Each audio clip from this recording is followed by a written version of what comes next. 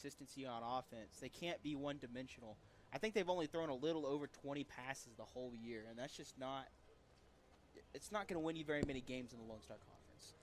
While in that first game, they did score their only touchdown of the year on a Caden Smith rushing touchdown in that Fort Hays State game.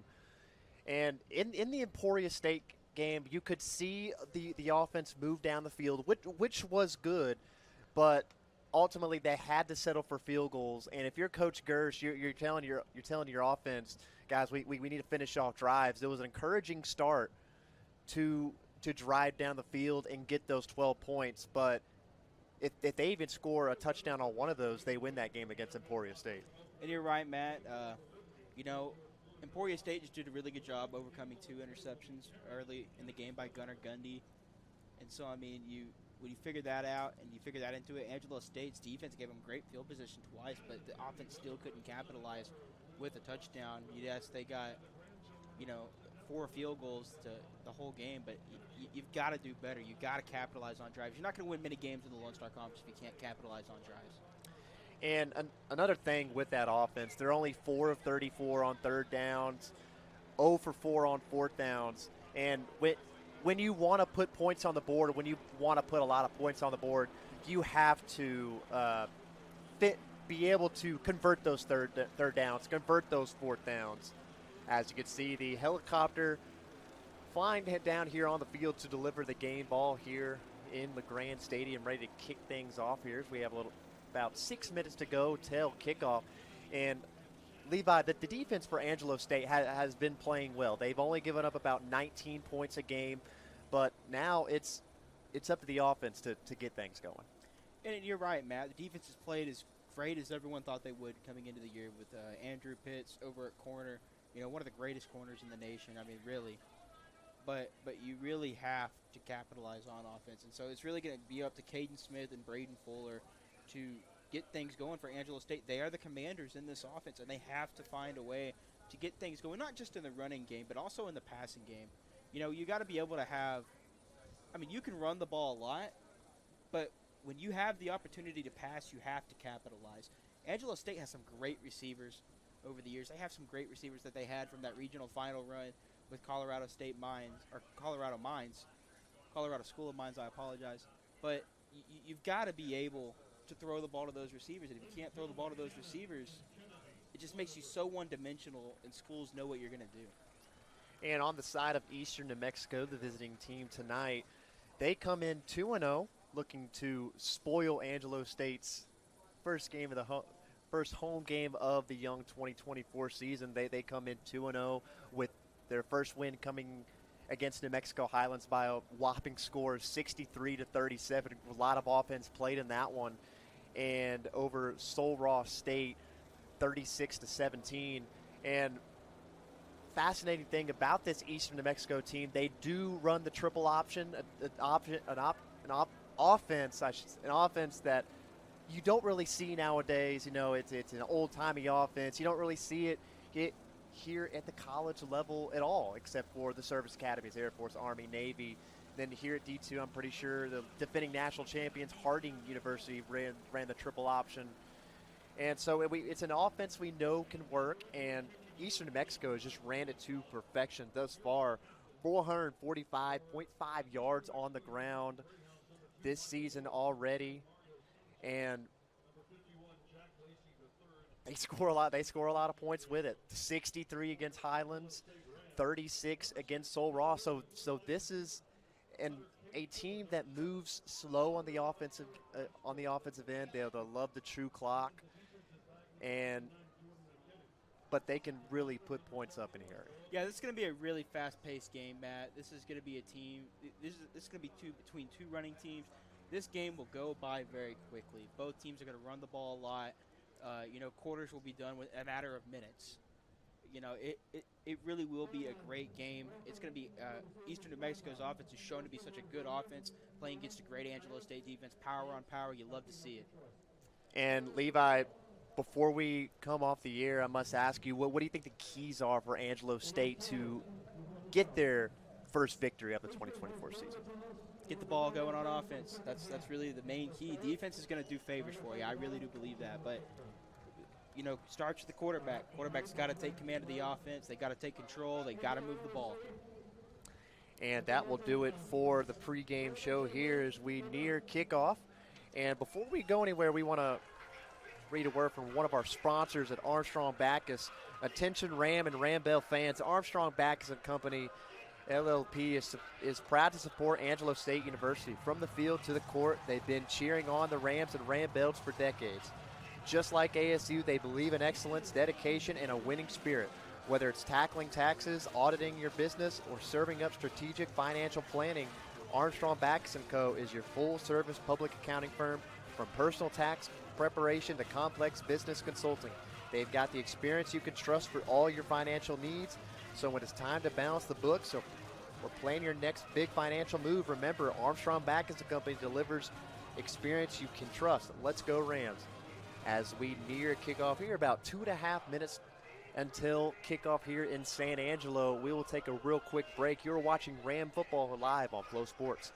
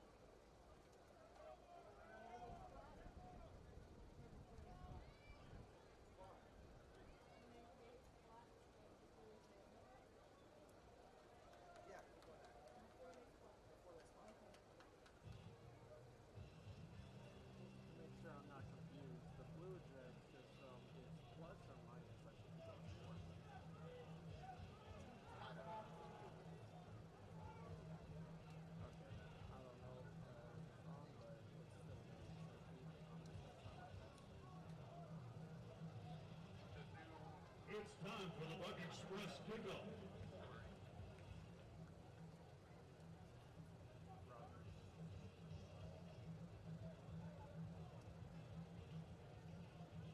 In a world filled with challenges, there is a beacon of hope.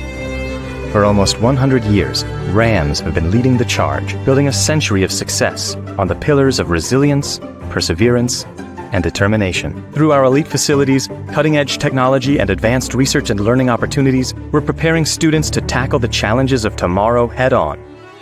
Our alumni are ready to change the world, because when a Ram faces a challenge, it charges. And welcome as Angelo State will receive the opening kickoff of the game. And here we go. Your 2024 home season for Angelo State is upon us. And he has some room on the outside, finally brought down around the 45-yard line for Angelo State. A great kickoff return that was.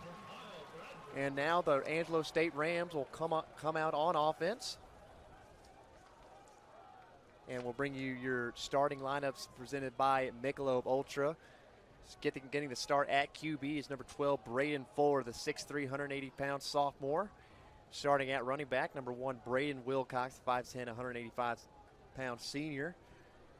And the starting receivers, number 10, Kyle Bradford, number 8, Zoran Rideau, number 6, Kel Williams. Starting at tight end, number 45, Andres Sanchez. Starting at left tackle, number 62, Connor Fisher. Starting at left guard, number 71, Noah Pleshek. Starting at center, number 79, Dalton Perry. Starting at right guard, number 58, Kobe Singleton. And starting at right tackle, number 77, Jake Long. And I'll kick it to Levi for the starting lineups on the defensive side of the ball for the Greyhounds. Defensive tackle, Joshua Kavesi. Another defensive tackle, James Apsey. Defensive end, DJ Moore. Defensive end, Salafi Amangelo. Outside linebacker, Colby Russ. On the other side, Dylan Corti. Matthew Quiteri, as well as J.J. Silver in the middle. Starting at corner, Micah Lewis, and then Tyler Rathjen. And the free safety is Zarian Meander. And at nickel, Kieran Green. And just like that, third down now for Angelo State. You saw on second down, Fuller took a shot towards Kel Williams. Pass broken up. Now here's on the screen to Braden Wilcox. He gets the around to the edge and brought up short, just about a couple of yards short of the first down. It looks like Angelo State will have to punt. And yeah, Matt, not a great offensive drive there for Angelo State. Had a great run on the very first play. After that, just not really able to capitalize. You know, and here they are punting again. And so let's see if the next drive proves to be any different from the first drive. But right now, it just kind of seems like the momentum from the first two games is carrying it over. And back to punt for Angelo State is the punter, Cade Fuller. See, he sends one high and deep, and that one will bounce out of bounds.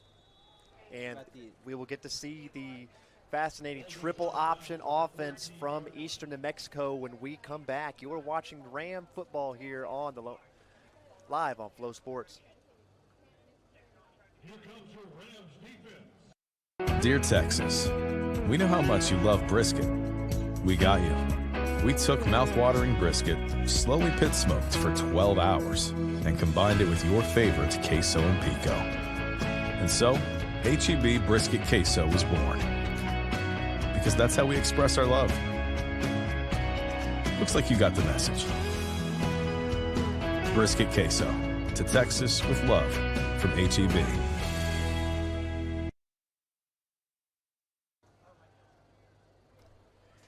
And we're back as Eastern New Mexico just picks up a couple yards on that rushing attempt. 13 minutes left, a very quick offensive drive, 3 and out from Angelo State on the offensive end. Didn't get their defense much time to rest, as under center is the QB, starting QB, number 10, Mario Sanchez for Eastern New Mexico. Here's 2nd and 5, ball on the 19-yard line. And had trouble with the snap, looked like he bobbled the snap under center. Ball was on the ground. It was a fumble. And very fortunate from Eastern New Mexico to recover that one. That would have given Angelo State great starting field position on their next drive. Now it's a 3rd and 6 for Eastern New Mexico.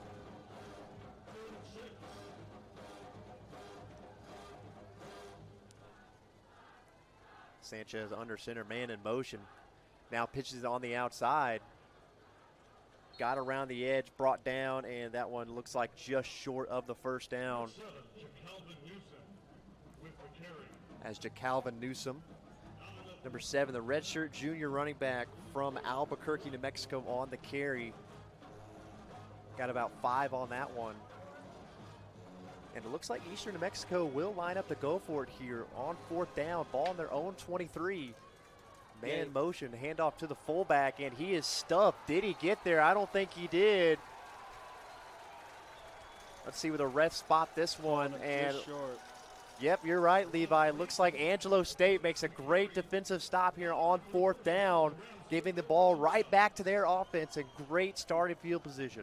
Eastern New Mexico trying to get a little too aggressive there, Matt. As if you capitalize, yeah, you gain a lot of momentum. And there's Eastern New Mexico's coach chewing out one of the guards on the play right there. Must have missed a block or something. But great defensive stand there by Angelo State. A very risky play call that was. Does not pay off. 1st and 10 here for Angelo State. Ball on the Greyhounds 23. Faking the handoff. And that one is out to number 10, Kyle Bradford on the outside. Quick pass to the outside. And Matt, here's Angelo State. You have to capitalize and get a touchdown here on this drive with this kind of field position. Like, if you don't, that is a big moral defeat there. 2nd and 1 now. Bradford on the 9-yard reception from Braden Fuller. Man in motion. Here's the handoff. And will not get much there, but looks like he will get the first down. That was number 25, Jaden Jones on the carry. For a first financial first down for Angelo State.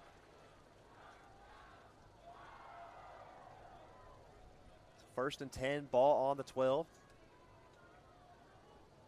Lining up in the pistol.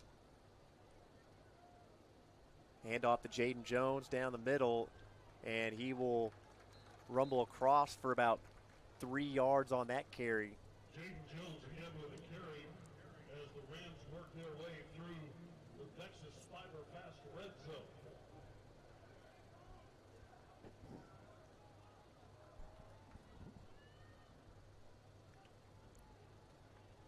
Be 2nd and 6, ball on the 8.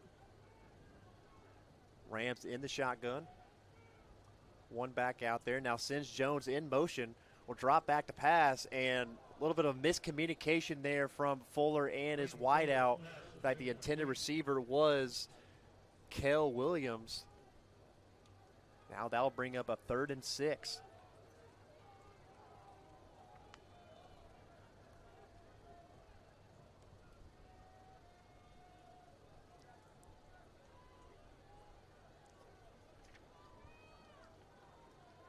As Jones will stay out there as the back. As Alex Wyatt, the big old tight end, redshirt sophomore, checks into the game. Fuller drops back, delivers a throw in the flat to Sanchez, the tight end, and he gets the first down to about the 1. So that is another financial first down for the Rams. That was Alex Wyatt, actually. On the backup tight end, number 84, Alex Wyatt.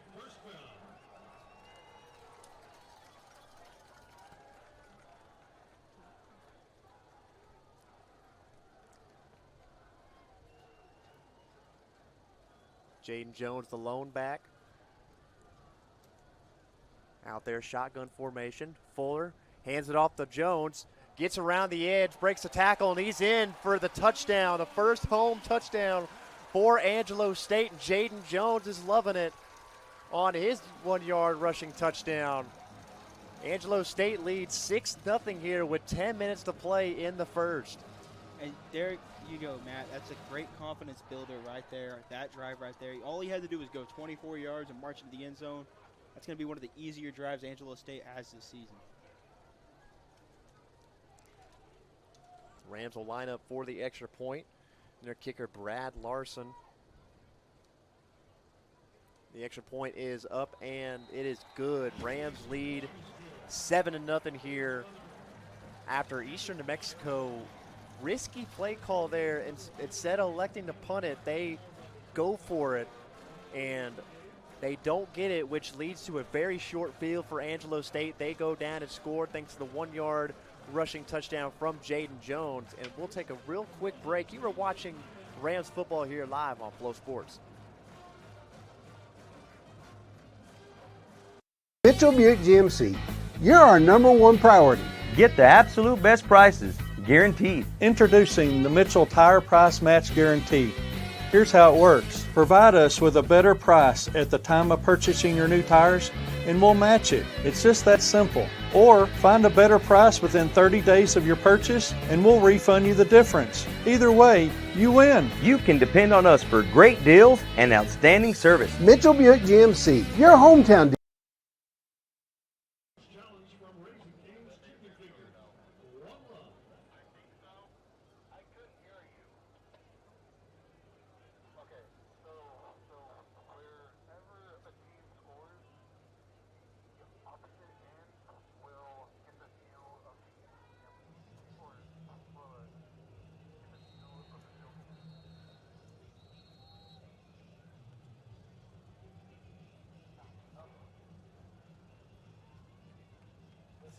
And we're back here in San Angelo Grand Stadium. Rams lead 7-0 here on the Vexus Fiber scoring drive. 6 plays, 23 yards, capped off by a Jaden Jones 1-yard touchdown run to help the Rams take the lead over the Greyhounds. 7-0 here. After a very risky play call. Can't emphasize that enough because they gave the Rams a short field, Levi, on Eastern New Mexico's first possession. But, you know, I respect really the guts to call that early on in this game. You know, I mean, you think of the great coaches like Mike Leach and, you know, Art Briles or Mike Gundy, people like that who are just so gutsy with play calling, and they're winners. As this ball is kicked off, brought out from the end zone by number 15, Jarius Stewart. There is a flag.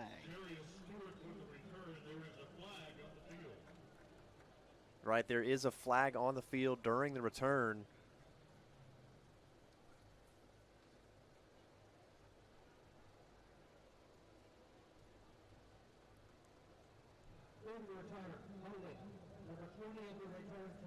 And it will be a holding on number 20 of the return team for Eastern New Mexico.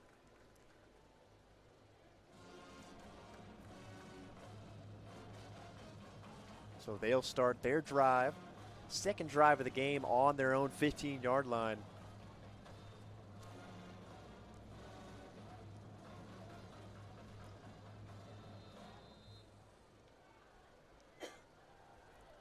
The man in motion, fakes the handoff, fakes the pitch, and Sanchez has stood up.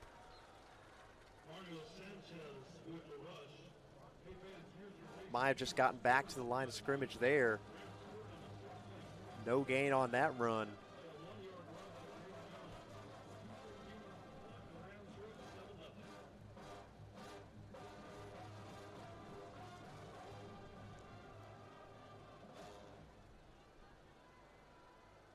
Sanchez under center, fakes the handoff, pitches out on the outside, makes a move, and gets the edge and tackled out of bounds as number 15, Jarius Stewart.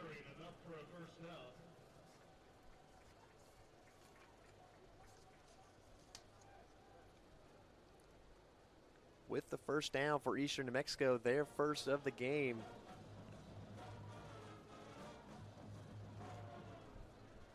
Sanchez under center again. Fakes the handoff to the fullback, takes it himself and gets down to about the 30. And you know, Levi, the triple option is just a really fascinating offense and one that can be a little hard to prepare for. It's absolutely very hard to prepare for. You know, there's really only maybe 20, 25 plays in the playbook, but they all have 100 different possibilities. I mean, when you combine them all up. And so, I mean, you never know what's going to happen. You're going to have 3 or 4 different options on the triple option every single play. And just you cannot prepare for it very well as a defense. And that one handed off to the fullback for a first down.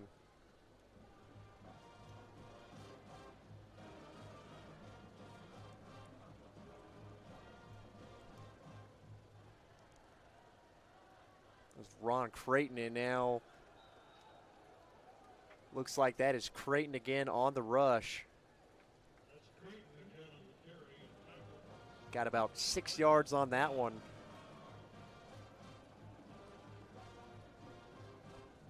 Be 2nd and 4, ball on the 44. Sanchez under center again. Man in motion, handoff, fake handoff to Creighton.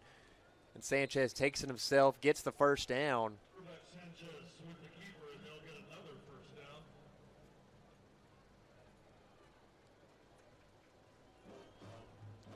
As in that triple option offense. With all that running, Matt, it's only a matter of time before they try to surprise Angelo State with the pass.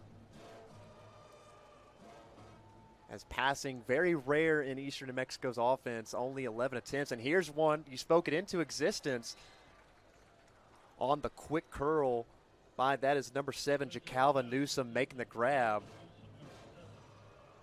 What can I say? Every now and then I know what I'm talking about. As in this triple option offense, Sanchez has a lot of reads he can do. Can hand it off to the fullback, make a pitch, keep it himself. Angelo State taking a timeout here. As Angelo State will call timeout. It'll be a 30-second timeout, so we'll keep it here. That is Angelo's first of the half with 6:36 here in the first quarter. It is 7-0 Rams lead. And want to give a quick shout out to Raising Cane's, another one of our sponsors. Order like a champ with the Raising Cane's mobile app or online at raisingcanes.com, and you'll be able to feed the whole team this football season with hand-battered, cooked-to-order chicken fingers, crispy crinkle-cut fries, fresh coleslaw, buttery Texas toast, and their secret cane sauce, plus a delicious iced tea or fresh squeezed lemonade.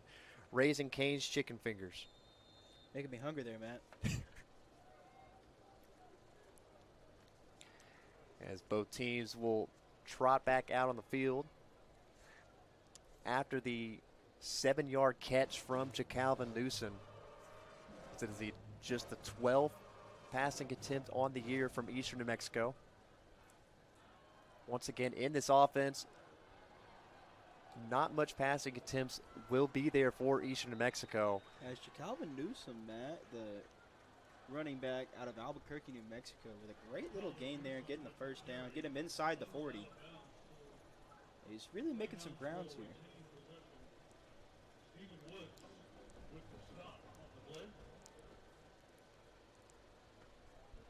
It's a little over 6 minutes to go.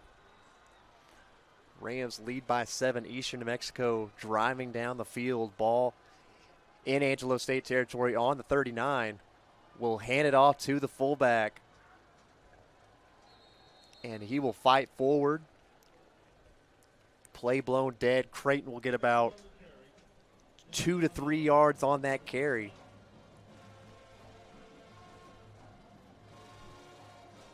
Be a 2nd and 7 on the 36. You know, I don't think Eastern New Mexico's had a negative play other than that one time they were stuffed. So as you see, they're very effective at moving the football. And here's a pitch out. Looks like Newsom had a little bit of a bobble there on the pitch from Sanchez, but able to grab it and secure it. Gets the first down for the Greyhounds. As Newsom, it's his 4th year on this team, his 3rd year playing, Matt. They're very comfortable with him in the game.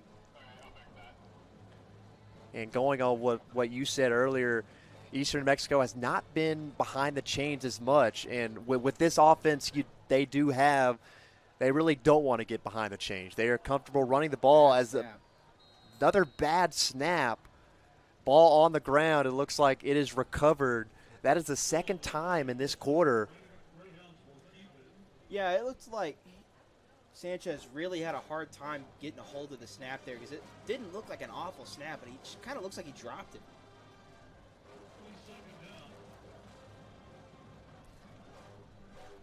Be 2nd down and 10. Ball on the 29. And here's the handoff to Creighton. He's got space and a big 2nd down gain that was to make it a 3rd and manageable for the Greyhounds.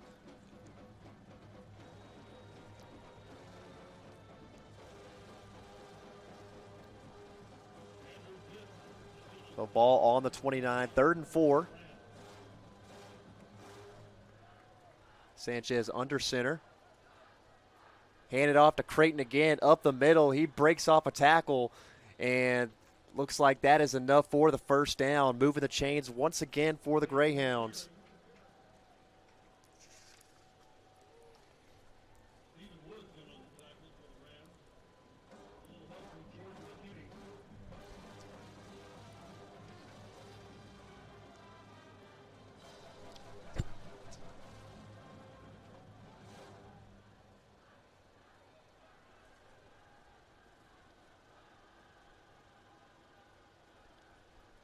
And this time Sanchez will keep it, goes up the middle for about 1. You got about 2, maybe 3 there.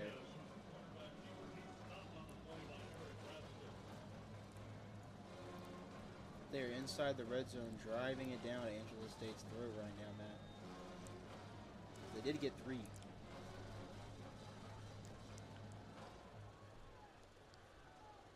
As a new back in there, that is Elijah Zeh. Got about a yard there. That was Jarius Stewart on the pitch from Sanchez. You see, Matt, 3rd and long. This is really where the triple option can be confusing for a defense. They may run, they may pass, they may do an RPO.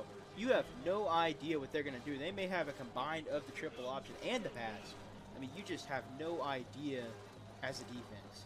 And here on 3rd and 5, You could see them maybe drop back to pass, maybe rush it here. We'll see what they do. Sanchez under center and will just keep it himself. He didn't get anywhere. Stood up by the Angelo State front.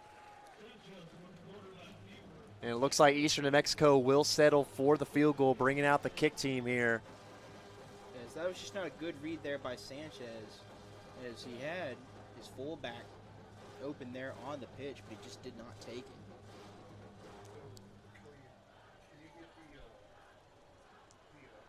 It's just over 1:30 to play here in the first. And the field goal is up and good through the uprights for the first 3 points for Eastern New Mexico here. They trail by 4. And we will take a real quick break. You are watching Ram Football live on Flow Sports.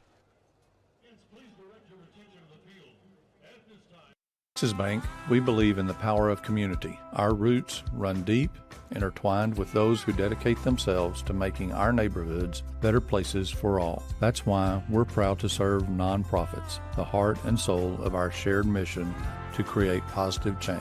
From providing financial solutions to offering guidance and support, we're here to help nonprofits thrive and continue their invaluable work. Because when our community succeeds, we all reap the rewards.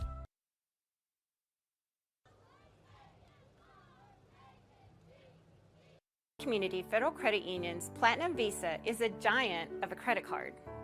With great low rates, no annual fee, no balance transfer fee, and even a rewards option, First Community's Platinum Visa is the card for you. With security as a high priority, you can lock your card in case it's lost, stolen, or just to limit its use. So be smart, bank smart with First Community Federal Credit Union's Platinum Visa.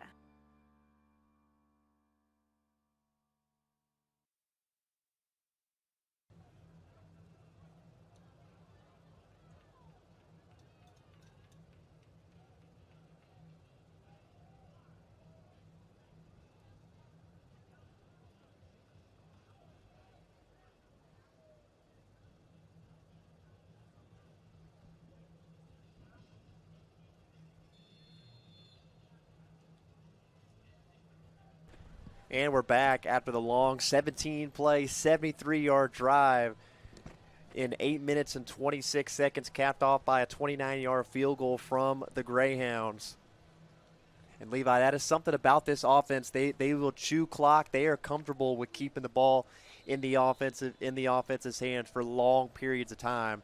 And right there, 8 minutes, 26 seconds. Just that's what I'm saying. So. Both these offenses are really going to move the ball.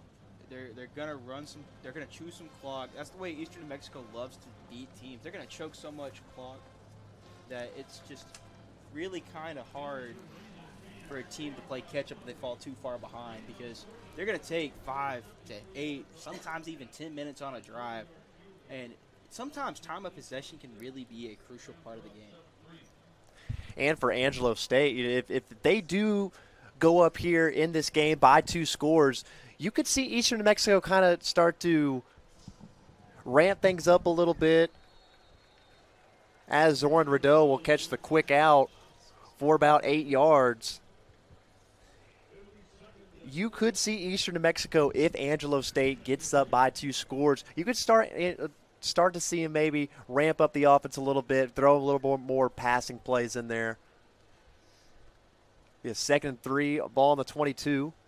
Braden Wilcox will receive the handoff, and he is stood up for about no gain there. Be lucky if he got back to the line of scrimmage there. That is number 54, J.J. Silver, getting the stop. And yeah, Matt, this Eastern New Mexico team allowed 37 points, I believe, to a New Mexico Highlands team in the very first game. But the very next week had a 20-point improvement with Sul Ross State. And so, I mean, so far this defense has shown improvement week to week. Let's see if they can continue to do so. Tied in the motion.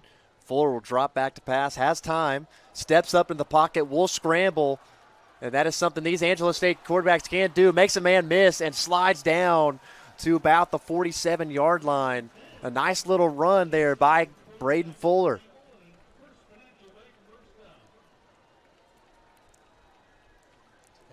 That's the first financial first down for Braden Fuller and the Rams. And that will bring it in here to the first quarter with the Rams lead 7-3. We'll take a real quick break. You were watching Rams football live on Flow Sports. Old Michelob Ultra, courtesy of Saw Your Airball last game. A refreshing Michelob Ultra, courtesy of you have a highlight reel of airballs. Cheers, my friend.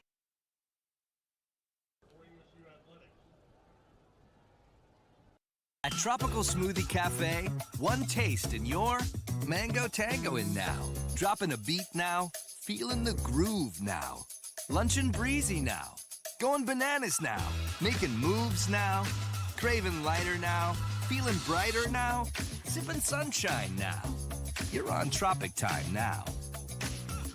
The Tropical Smoothie Cafe. Take your taste buds on a holiday with our new Red Sangria Smoothie and Island Flats.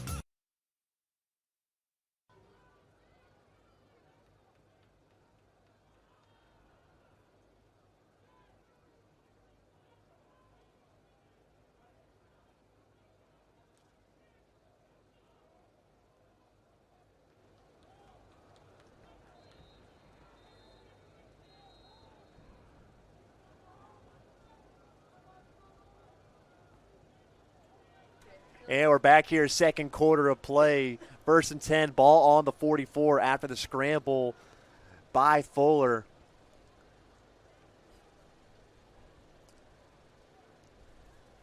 So line up in the shotgun, split backs. Fuller drops back to pass, finds Wilcox in the flat, and Wilcox makes the grab and gets the first down. Be another first financial first down for Angelo State. Wilcox with a lot of breakaway speed for this Rams team, Matt. He's just really good at that. And so great job there by Wilcox in the open field to just really create some space.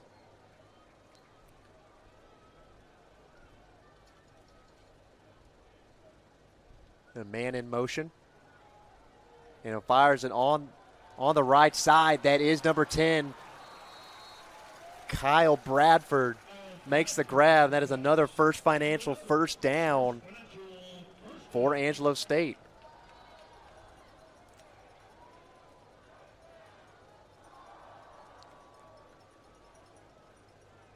Just the short swing passes working out to perfection for Angelo State. Wilcox in the backfield. Flushes out of the pocket. Fuller fires a deep pass, and that one's out of bounds. Overthrown. Deep pass intended for Rideau in the end zone. 2nd and 10 on the 29.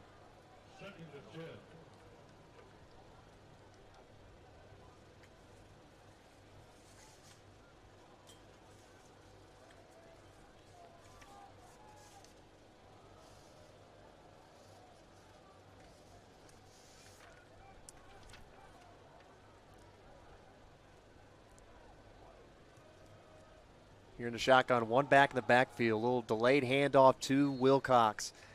And Wilcox will go down about 3 yards on the carry there. This would be a great job here by Eastern New Mexico. They could hold Angelo State to a field goal, and that'd be a great victory for them, as it's not going to be a chip shot. It's going to be a relatively hard field goal. And that would be a win for the Eastern New Mexico defense. They wouldn't go down 2 scores. And with the offense they run, can't really go down a lot here as Wilcox, plenty of time in the pocket, has to flush out, has to throw that one away. A good pressure from the Eastern New Mexico line. That will bring up 4th down, and the kicking team will come on for Angelo State.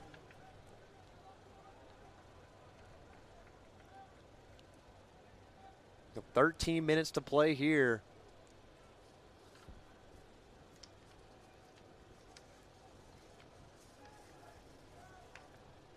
Angelo State leads 7-3, trying to make it 10-3 for a Brad Larson field goal. Here's the snap. Here's the kick. It is up and through the uprights. It's good. Angelo State extends their lead back to 7. 10-3.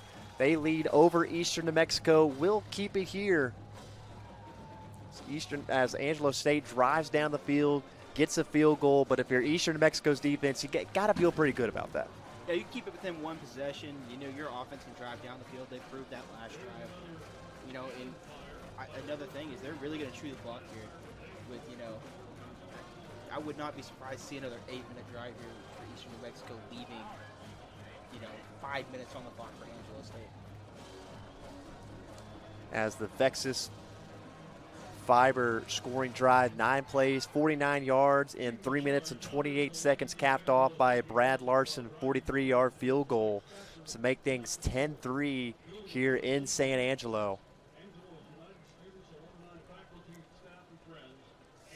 And for the offense for Angelo State, it's got to be encouraging seeing the team drive down the field, getting some points. Not very many 3-and-outs except for the first drive of the game for Angelo State.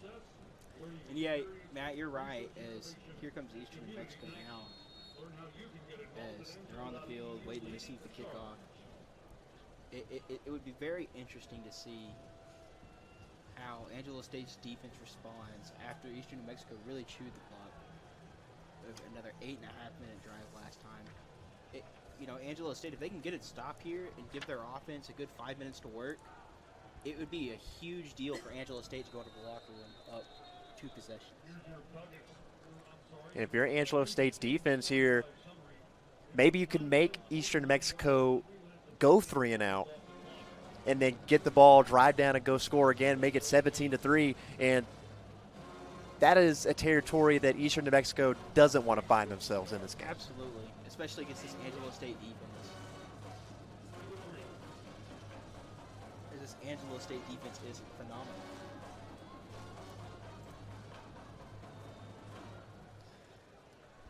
As Sanchez will send out his troops here, down 7, ball in the zone 25 for the Greyhounds.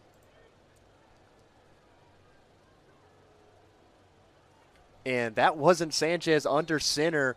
That was number 5. Rashad Carter, as he is the redshirt sophomore out of Leander High School in Austin. He's making a QB change and works out on that play there. Carter gets a big gain for a first down for Eastern Mexico. He takes it himself again, chugs forward for about 6. As now that you mention it, Matt, I don't see Sanchez on the sideline at all. As Sanchez could be in the medical tent. I don't see him in the medical tent either. They could have gone back to the locker room, checked some x-rays or something. Who knows? But I didn't see him go down after the last drive, and it didn't look like he limped off the field. As Carter, quick handoff to the back, Creighton, and he is stood up. They are right at the line of scrimmage, making things 3rd and 5.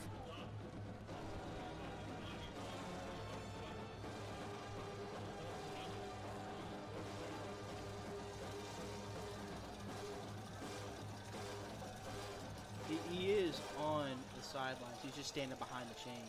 And Carter, fakes the handoff and gets it out to number 7 on the edge. That is Calvin Newsome. Newsome on the carry. Gets to about the 39 of Angelo State. A big gain from Newsome.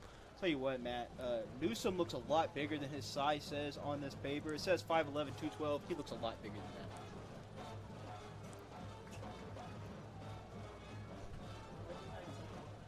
Getting the speedy back out in space, working well for Eastern New Mexico. Carter will keep it and gets brought down for about 3 to 4 yards on that carry.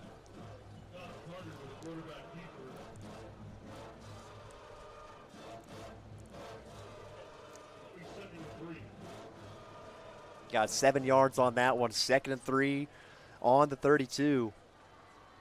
Carter under center. Handoff to Creighton, and Creighton will try and fall forward. don't know if he got in there. Just about got a yard, I guess, to make things 3rd and 2.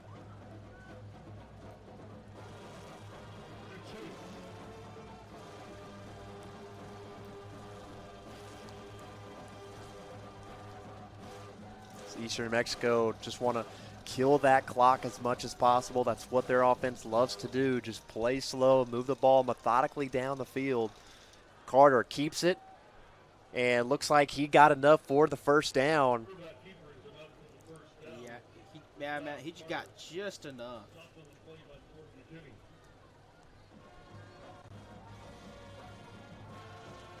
It's a fresh set of downs for the Greyhounds, trailing by 7. Just under 10 to play here in the half.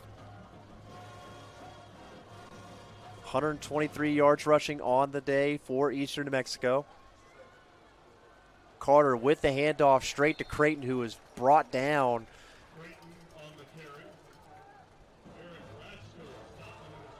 Gets back to the line of scrimmage, brought down by Eric Rasco.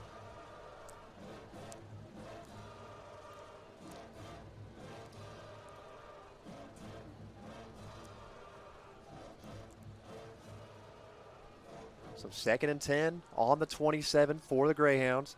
Man in motion, fakes the handoff. Here's the pitch on the outside. He has some space, tries to hurdle a defender. He'll get about 5, maybe 6 there, Matt. And Stewart make that 8. Gets about 8 on the carry, making it 3rd and 2.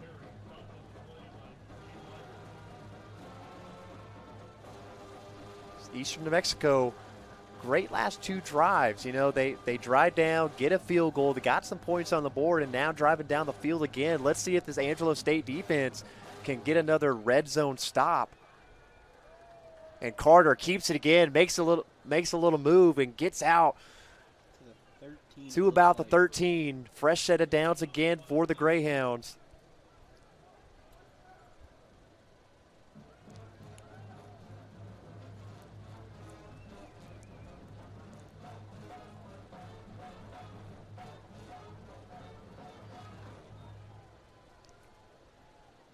Carter, pitch out to Newsom. Has the edge, goes for the pylon. Did he get there? No, he's bumped out of bounds around the 3. And that looked like an RPO right there, Matt. As he had a receiver, but he wasn't quite open. The receiver was calling for the ball, too. As Carter kept it, made the pitch out to Newsom. Newsom had a little space on the edge, picked up a first down, so it'll be 1st and goal from the 3 for the Greyhounds.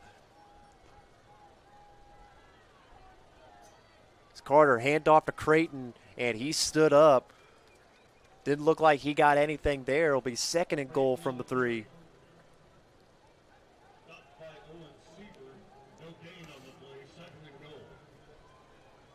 As Angelo State bringing a bigger package on the D line, Matt.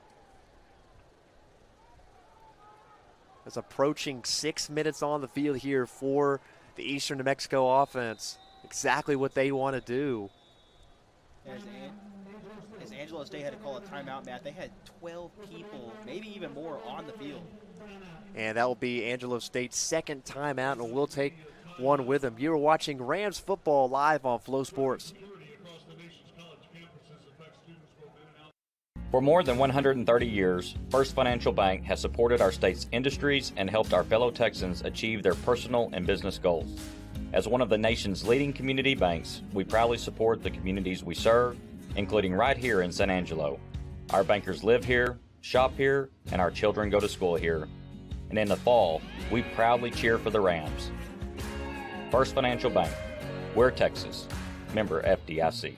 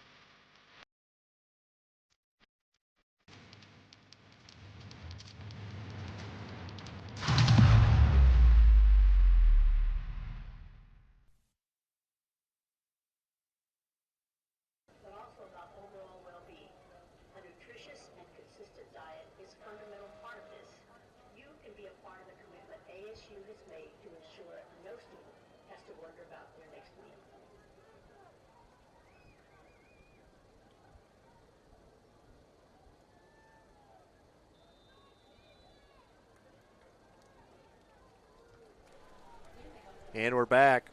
Carter under center. Hand off to Creighton again. Creighton will try to fight for the end zone. Did he get it?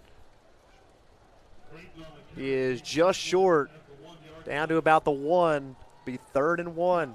Matt, if they were that aggressive on, 4th and 1 from Angelo or from their own 25, I bet they're going to be just as aggressive here.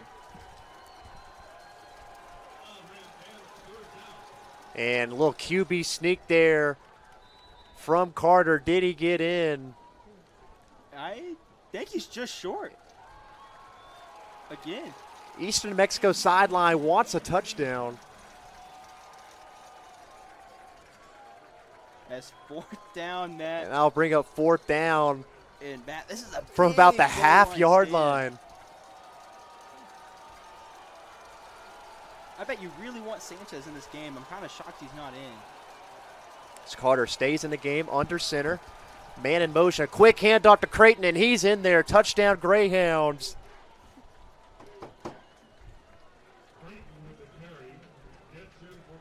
As I told you, Matt, they were going to be just as aggressive on 4th down as they were on that very first drive of the game, and now a PAT away from tying this game up.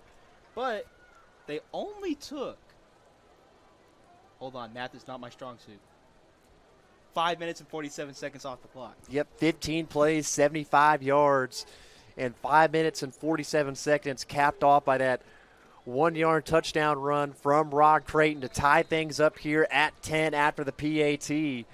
With 6:10 to go, we have a tie game here in San Angelo. And we'll keep it here. Eastern New Mexico up to 150 rushing yards on the game compared to Angelo State's 28. 51 passing yards for Angelo State compared to 7 for Eastern New Mexico. And Matt, it's kind of, we knew this was going to be a close game. We knew it was going to be a defensive battle, and we knew Angelo State's offense was going to come into it. And so if you're Angelo State's offense, you just got to respond. You got to keep responding, keep responding, keep responding. That's what it's going to take. As we're going to try and pull up some scores here while we are waiting.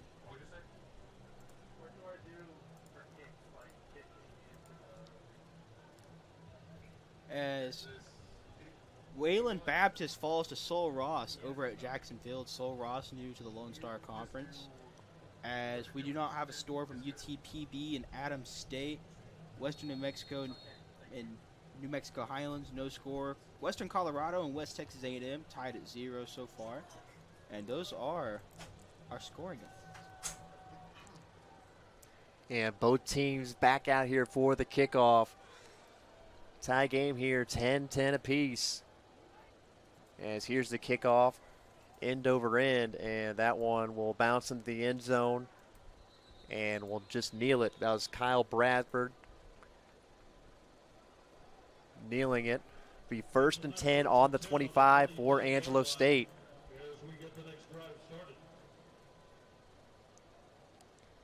As Angelo State will try to pick up right where they left off, moving the ball down the field.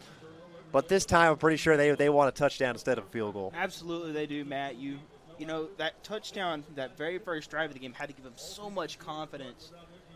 And really, I think they need a touchdown here, Matt. As Eastern New Mexico has proven, they can move the ball down the field. They can score touchdowns when they need to.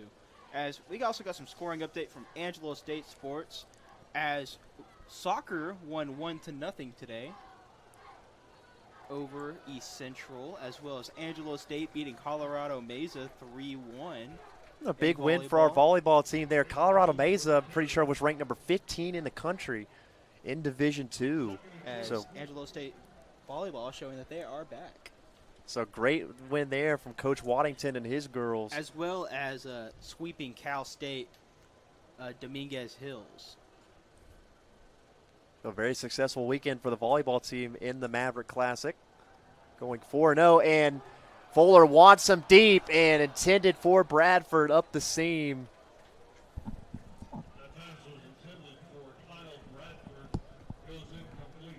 So that was 2nd down and 2, and it's kind of when you want to go take a shot. You know, you get 8 yards on 1st down, want to take a shot downfield on 2nd and 2. Now 3rd and 2. And yeah, I mean, I guess that's fair. You had all the reasons to go deep there, you know, take a shot, but as Eastern New Mexico with a great stand there defensively, Matt. As that is number 45 on the stop.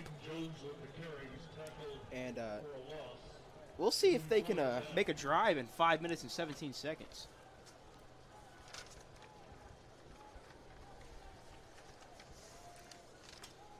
As number 45, Matthew Cordieri, just burst through that O-line, got in the backfield, and brought down Jones. A big 3rd down stop from Eastern New Mexico.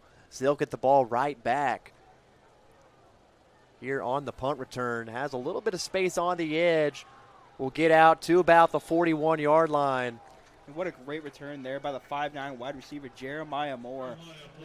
As great return, gets him to about the 41-yard line, and all they have to do is go 59 yards in 4 minutes and 45 seconds. Surely that's manageable. And if you're Eastern New Mexico right now, you do want to take most of this 4 minutes and 45 seconds here off the clock. Make this the last drive of the half.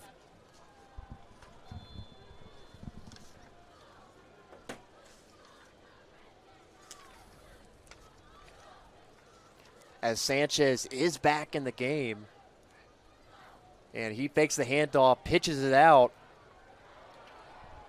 And the ball carrier has space, got a 1st down. That is number 9, Chad Regal, the 5'10 redshirt freshman from Midlothian, Texas. And, Matt, they had him 5 yards into the run, but then really breaking some tackle. Angelo State really failing to wrap him up there. Gave him another 5 after contact. As a lineman goes down, that's number 64, Nathan Jim. The 6'3 redshirt freshman, 260-pound from Gallup, New Mexico. And he's up and walking. That is good to see.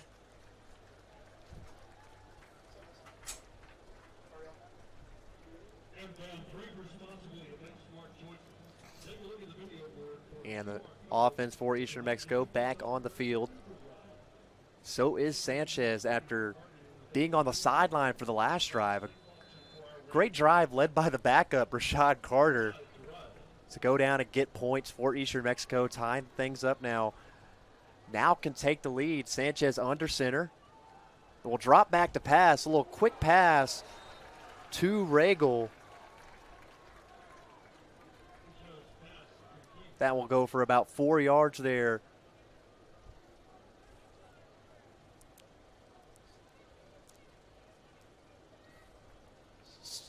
She 3 yards, 2nd and 7, ball on the Angelo State 44. Regal 2 of 2 passing, 11 yards.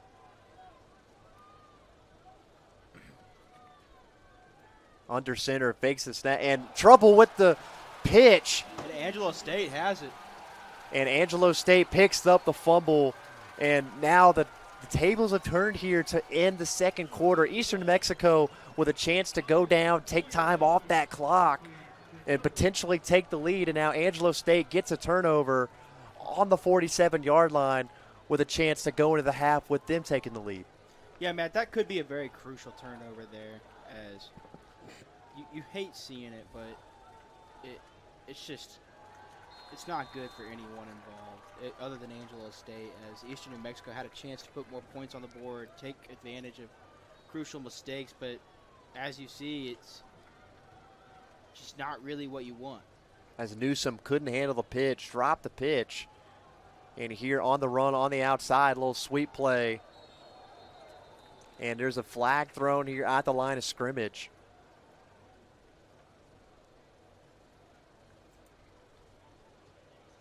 As Wilcox got about 3 on that play.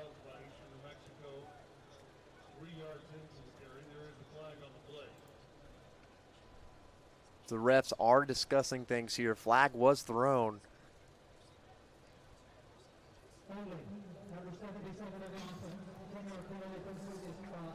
And that will be holding. That is called on number 77, Jake Long.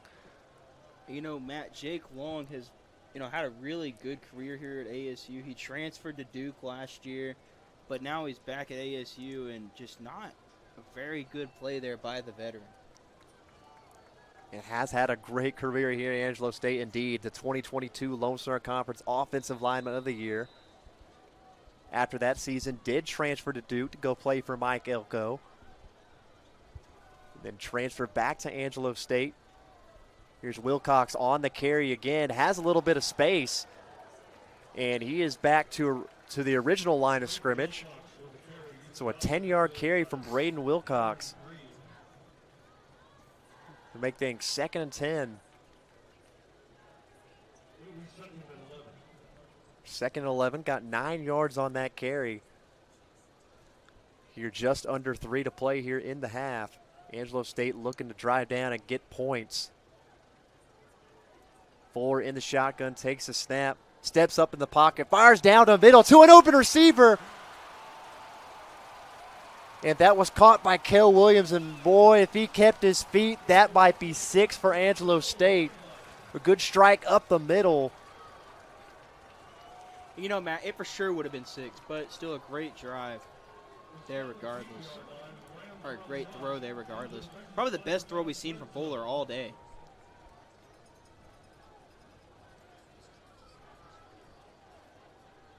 Angelo State up to the line of scrimmage. There was a jump, so Fuller will try deep. Try for Kel Williams. Did he get a foot in? That's grabbed. And the field judge is saying no. Kel Williams thought he had a touchdown there in the back corner of the end zone. I wonder if you're going to get a review here, Matt. He did catch that ball. It looked like he did get a foot in, but and, of course, he's wanting to review. He wants his stat. Yeah, he's signaling over to the sideline that he caught the ball. And the coaches are signaling for, getting the signal in for the play. Coach is just going with it. So after the offside penalty, it is 1st and 5 here. Fuller in the shotgun. Will hand it off to Wilcox. And he is stood up by the defensive line from Eastern New Mexico.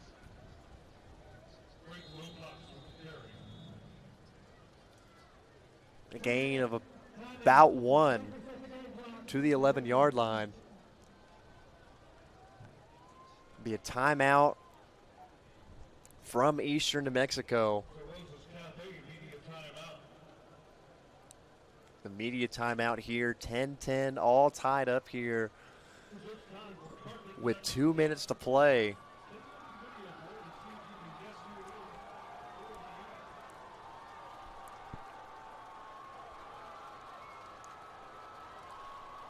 As Angelo State driving down the field, looking to get points before the half, which will look like they probably will. They are deep into field goal range here. But really, if you're Angelo State, you want a touchdown. Absolutely, Matt. But, I really think they should have reviewed that. I thought he got a foot in.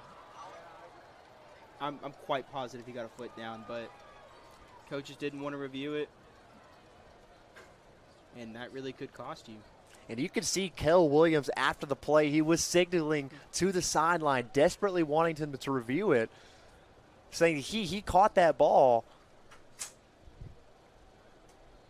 Which was a great catch from Kel Williams. I thought he got the foot in bounds. I'm going to go ahead and die on that hill. I think he caught that.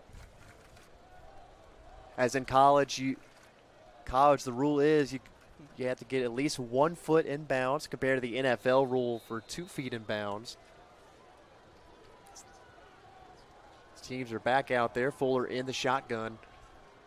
Hand off to Wilcox. And up the middle, Wilcox breaks 1 tackle, trying to fall his way in there, and he does. Touchdown, Angelo State. Braden Wilcox with the 11-yard rush. Angelo State takes a 16-10 lead. Minute 53 to go here in the half.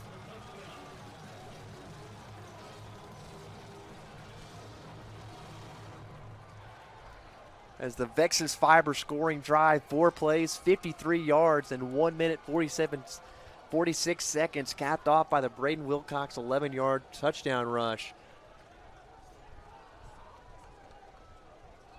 And Larson back out there to attempt the PAT, which is also good. 17-10, Angelo State leads. Eastern New Mexico still time to drive the field and score, but with their offense, they might put the ball through the air a couple times here.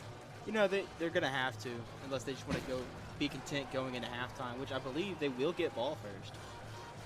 And so, who knows, they may be content going into halftime down 7. If I were them, I'd at least try to get a field goal or something here. But, you know, they're going to have to move the ball a little bit quicker than they used to.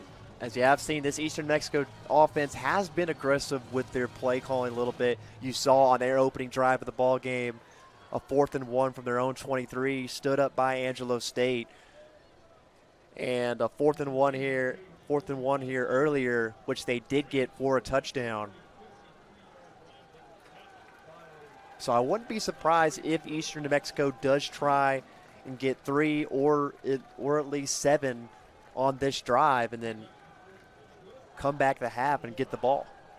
Yeah, Matt, you for sure want to try and get 7 here, but at least 3. That's your goal, at least 3. And so that turnover could prove to be very crucial. That's the second turnover of the game, 1 on downs. This time they fumble. You have got to take care of the football if you're the Greyhounds. You have given Angelo State 10 points. 10 of their 7 points have come off turnovers. You have to take care of the football. As the kickoff teams are out there, Cade Fuller getting ready to boot this one deep here for Angelo State. The high end over end kick, and that one ends the end zone for a touchback. So the Greyhounds will get the ball from the 25-yard line.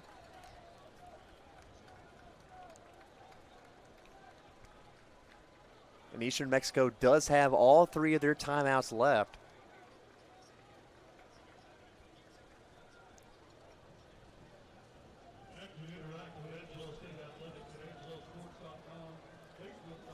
It's the Eastern New Mexico offense back out there, led by Mario Sanchez.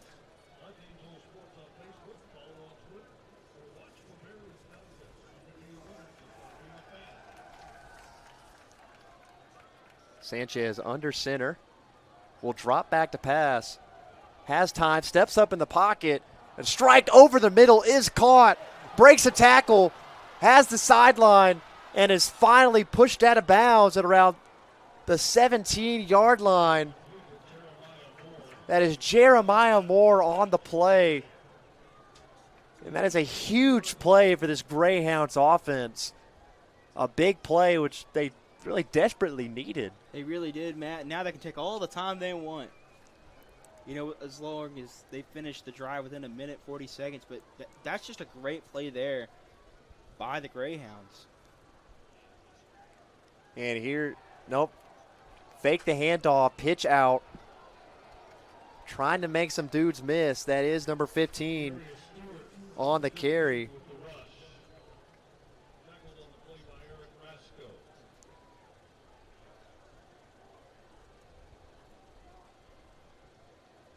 Got a few yards there. Make it 2nd down. Sanchez fakes the handoff, will keep it himself, and brought down quickly by the Angelo State defensive line.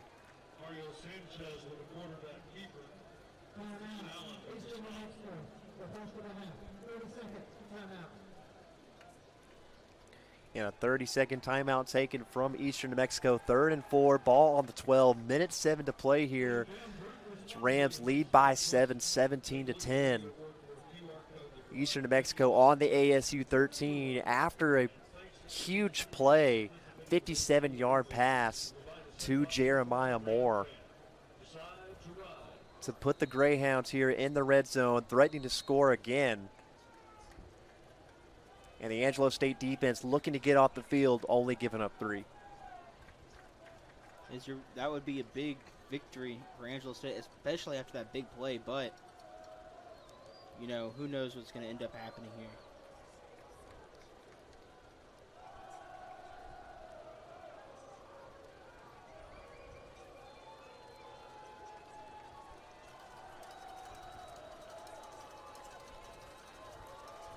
Here's Sanchez back out there under center. Man in motion. A quick handoff. That is to number 7, Newsom. You know, I fully anticipate them going for it here on 4th down, Matt. They know they're going to get the ball back before halftime. They've been aggressive all game. They're trying to send Angelo State to 0-3. I understand why they're going for it. And it looks like they will, or at least try a hard count here. Try and draw the defense offsides here. Clock is ticking.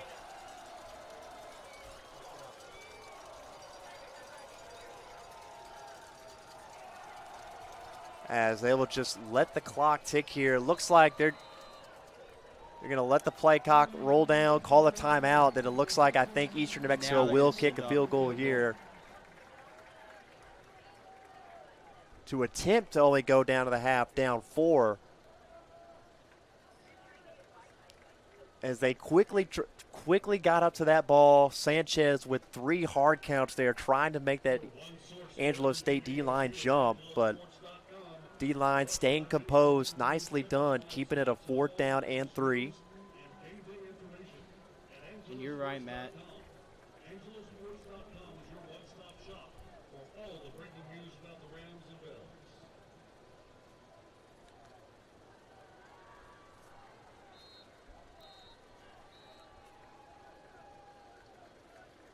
And yes, Eastern New Mexico will send out the kick team with 23 seconds to play, down 7.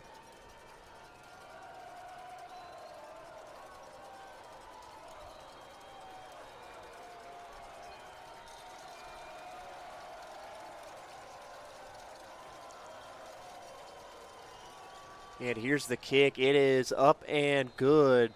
So Greyhounds make it 17-13, 19 seconds to play here before the half.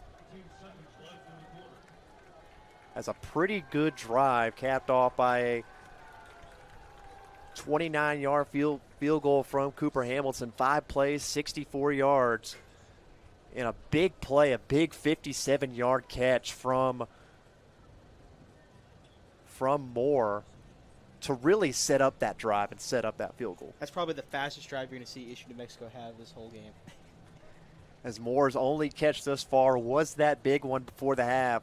1 catch, 57 yards. You know, Sanchez with a 100% completion percentage. 3 for 3, but still 100%. Quarterback rating of 290.4. Not bad. And 3 for 3, 68 yards from Sanchez.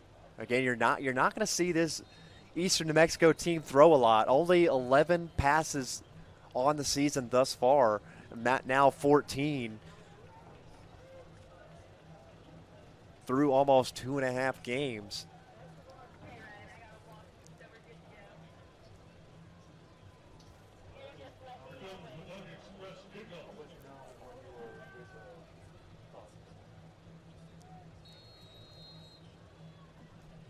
As Cooper Hamilton ready to kick it off here for the Greyhounds with 19 seconds to play in the half.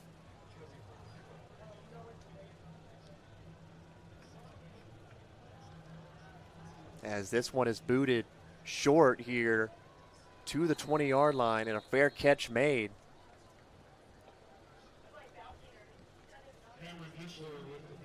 So it looks like Angelo State, not that much time to do anything. I wouldn't be surprised they just come out and kneel it. It's just kneel it, take it down to the half.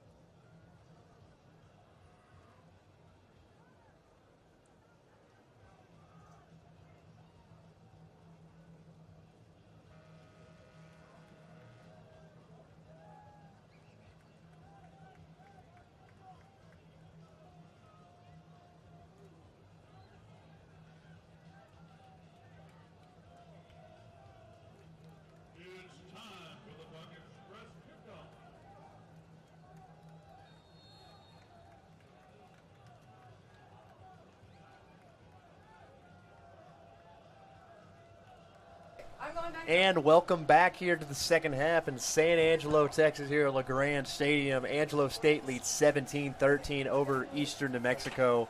Eastern New Mexico will receive the second half kickoff as that kick is in the end zone, down for a touchback.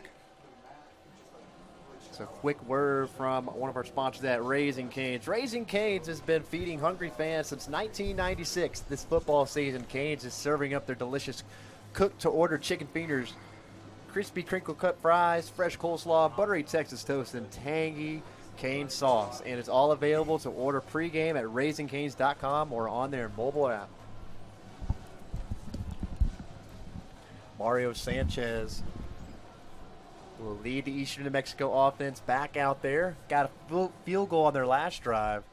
And yeah, Matt, they got the ball back too, and so maybe looking to, if you can get a touchdown here, you give yourself a 3-point lead over Angelo State, who's struggled to move the ball so far this season, but has moved the ball really well tonight. However, has had great field position twice now. And the pitch out to Newsom. We get a couple of yards there. It'll be 2nd and 5, it looks like. It's 2nd and 6, ball on the 29. You hear Sanchez, quick handoff up the middle, and that'll be a first down for Creighton. And Creighton gets about 7 on that carry.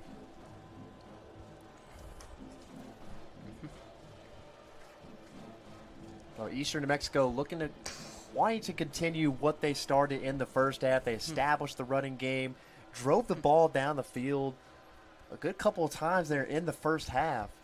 Looks like they're audibling right now. Switching up the play a little bit. Sanchez under center. Man in motion. Now the pitch out to Newsom. And breaks the tackle and pushed out of bounds in Angelo State territory. Another first down for the Greyhounds. Telling you, Matt, Newsom looks a lot bigger than he's listed, and that truck showed that he is bigger than he is listed. What a big boy move right there. As Newsom 8 carries, 64 yards. So it's been pretty effective in the ground game for when he's been out there. Now a quick handoff up the middle to Creighton, who will get about 3 on that carry.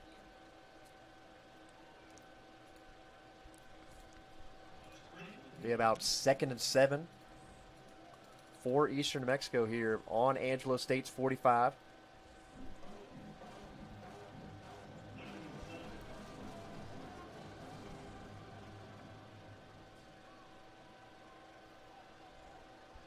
Three backs in the backfield. Fakes the handoff and will keep it himself. Will only get about two yards on that carry. And Matt, this is a big third down here for Eastern New Mexico. You're kind of close to no man's land, but you for sure don't want to turn the ball over this close to the 50.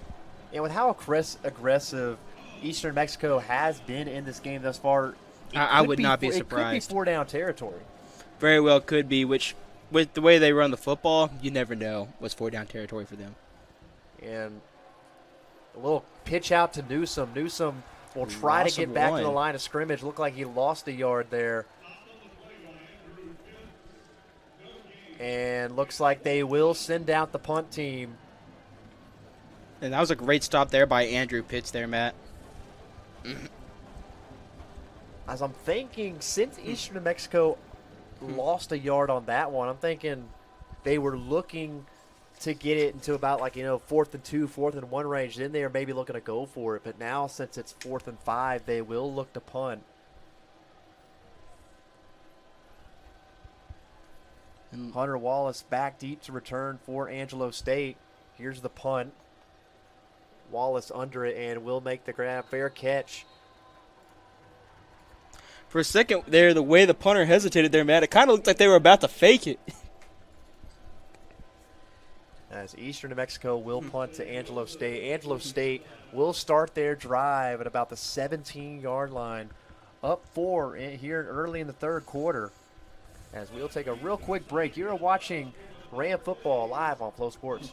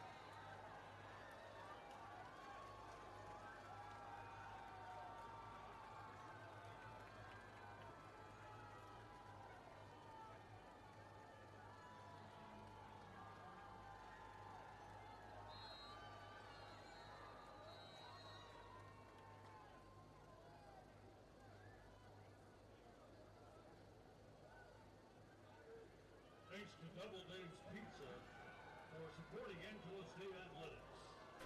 And we're back here, and a quick word from one of our other sponsors at Armstrong Backus. Attention Ram and Ram Bell fans. Armstrong Backus, a company, LLP, is proud to support Angelo State University from the field to the court. They've been cheering on the Rams and Ram Bells for decades. Just like ASU, they believe in excellence, dedication, and a winning spirit. Whether it's tackling taxes, auditing your business, or serving up strategic financial planning, Armstrong Backus & Co. is your full-service public accounting firm. From personal tax preparation to complex business consulting, they've got the experience you can trust for all your financial needs. So when it's time to balance the book or plan your next big financial move, remember, Armstrong Backus & Company delivers experience you can trust. Let's go Rams. It's Fuller in the shotgun.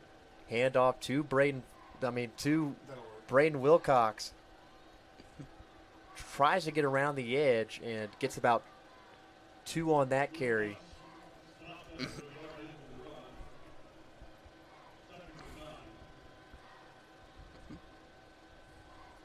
Be 2nd and 9. Ball on the Angelo State 39. And you got 2 scoring updates from around the conference. West Texas A&M's tied with Western Colorado at 7 after the end of the first quarter. And just now starting the second quarter, Western New Mexico and New Mexico Highlands tied at 7 as well. As Fuller steps up in the pocket, the QB run there. And Angelo State's got a lineman down, Matt. That rush is good for about 8 yards on that carry. Be a short 3rd and 1 as we'll take an injury timeout here. You are watching Rams football live on Flow Sports.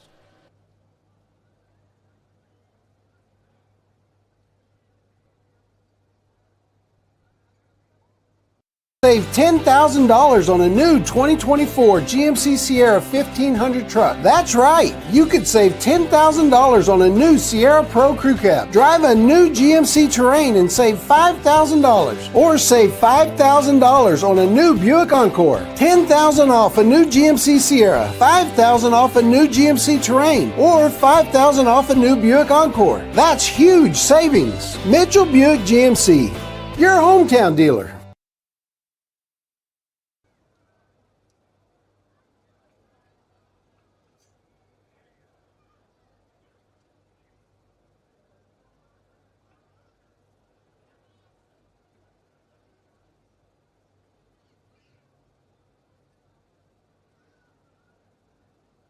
At Shannon, caring for our community is at the heart of everything we do. Our dedicated teams provide hands-on educational opportunities, offering continuing education credits for nursing and EMS providers. We've partnered with the American Heart Association to provide CPR training and kits for high school students and area schools. We participate in numerous community education events, providing current health information and screenings to the public. Shannon, partnering with our community for a healthier future.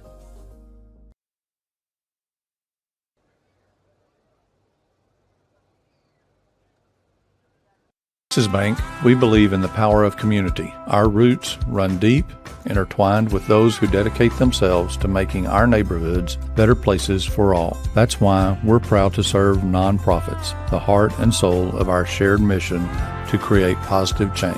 From providing financial solutions to offering guidance and support, we're here to help nonprofits thrive and continue their invaluable work. Because when our community succeeds, we all reap the rewards.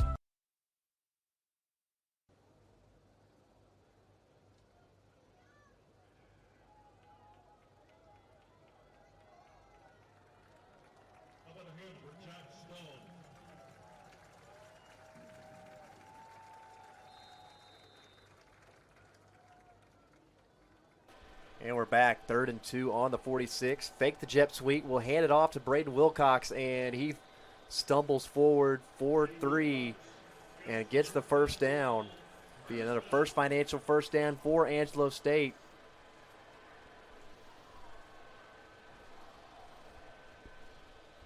It's great job by Angelo State keeping the drive alive here, Matt.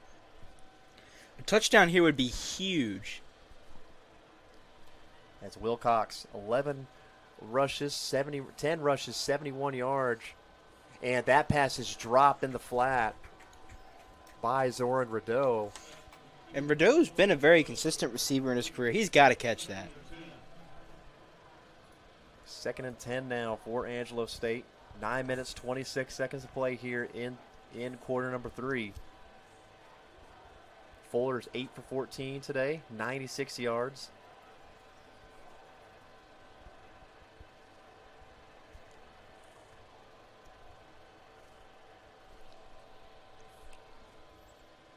Wilcox motions back into the backfield. Well, just a little swing pass to Wilcox here, and he's got space with that speed. He is across the 40 to 4. They're calling him out at the 41, I think. And that will be another first financial first down for Angelo State. Yeah, right at the 40s where they got it. And Wilcox, 10-yard catch there. Leads the team in receiving thus far. 3 catches for 22 yards. Back at it again here. Steps up in the pocket. Fuller will look to scramble now. Just scramble out of bounds. And a nice chunk on that 1st and 10.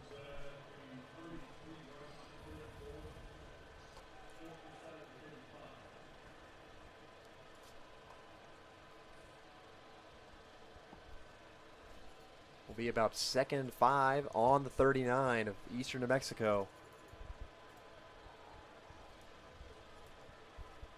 Actually on the 34. 2nd and 5. Fuller drops back to pass, wants a man deep, has him deep, and yeah, Matt, a collision there around the 10-yard line. Pass was intended for Hunter Wallace, and that looks like it will be a pass interference. As that was a good call, Matt. As receivers trying to adjust for the ball, and Eastern New Mexico takes a bit of an early hit there.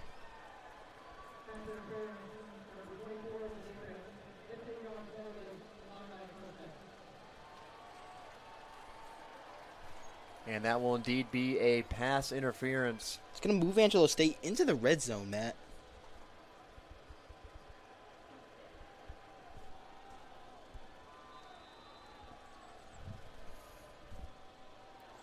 The ball on the 19. Fuller in the shotgun.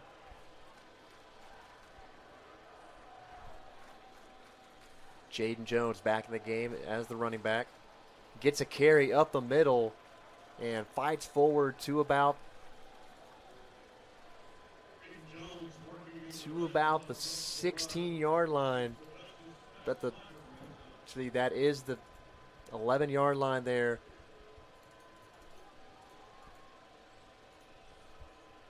Got about 9 on that carry.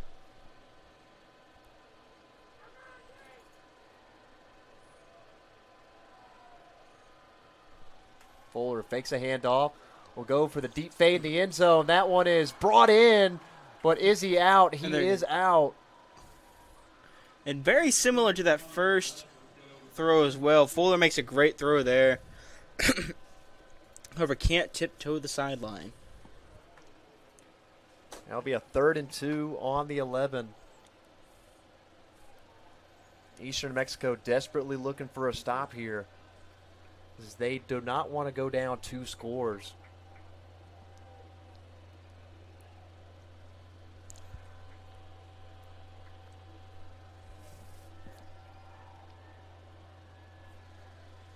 Fuller in the shotgun. Jones is the back. And they run into each other here. Looks like it was supposed to be a handoff, and Fuller flushed out of the pocket. Looks like he has to throw that one away. Looked like a miscommunication there in the backfield. Yeah, for a second it looked like an RPO, but, receiver was kind of blocking upfield. So, Eastern New Mexico getting a big victory here, holding Angelo State to what looks like is about to be a field goal. And yes, Angelo State brings on the kick team.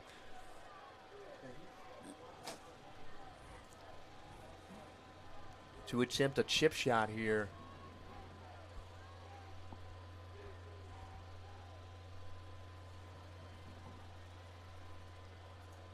And Brad Larson, that one is up and good. So another field goal tacked on by Angelo State with a 7:38 here to play in the 3rd quarter. Angelo State leads 20-13. You're watching Rams football live on Flow Sports. Community Federal Credit Union's Platinum Visa is a giant of a credit card. With great low rates, no annual fee, no balance transfer fee, and even a rewards option, First Community's Platinum Visa is the card for you. With security as a high priority, you can lock your card in case it's lost, stolen, or just to limit its use. So be smart, bank smart with First Community Federal Credit Union's Platinum Visa.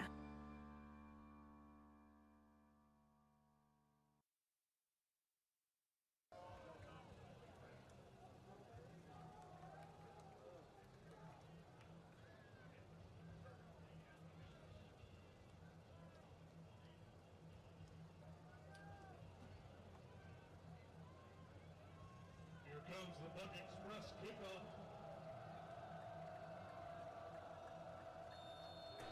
And we're back here after the Vexus Fiber scoring drive of Angelo State. 11 plays, 72 yards, and 3 minutes, 56 seconds. Capped off by the 28-yard field goal made from Brad Larson. That's big for Eastern New Mexico, Matt, because it keeps within a touchdown. So you score a touchdown, you're right back in it. As that one kicked high and deep, and that one out of bounds in the end zone for a touchback. Matt, what a beautiful sunset here in San Angelo, Texas. It's a beautiful evening for football thus far. We got a pretty good game on our hands as well. Angelo State leads by 7, 20-13.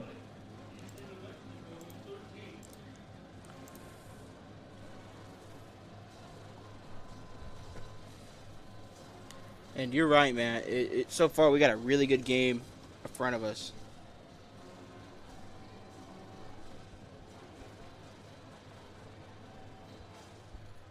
As Mario Sanchez back out there as the QB, under center, and pitches it to the guy in motion, and that is number 15, Stewart, on the carry. Got about 4 yards there. Be 2nd and 6 on the 29.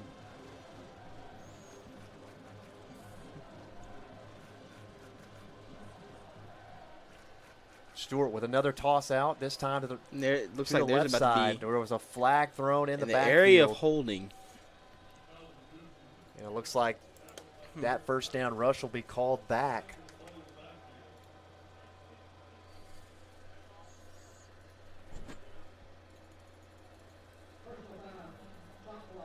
Oh, a chop block. Yeah, chop block called. So, yep, the first down rush will be called back.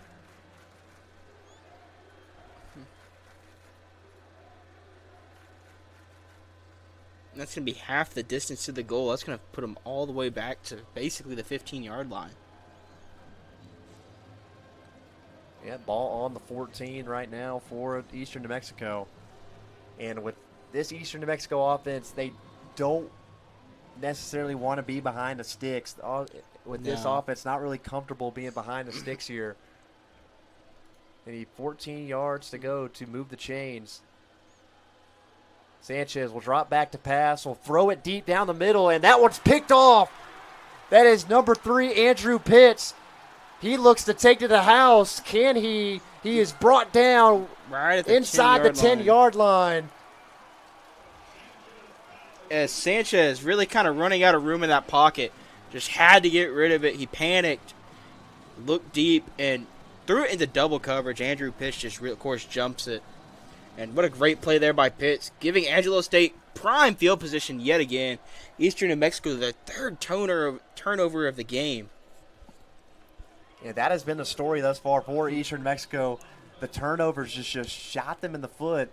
And Angelo State, a big turnover that is. Now they can go up 2 scores thanks to the Andrew Pitts pick. Returned inside the 10. And Angelo State will start their next drive at the 9. Split backs in the backfield. They send Wilcox in motion. So we'll swing it out to Wilcox, and he will drop that one.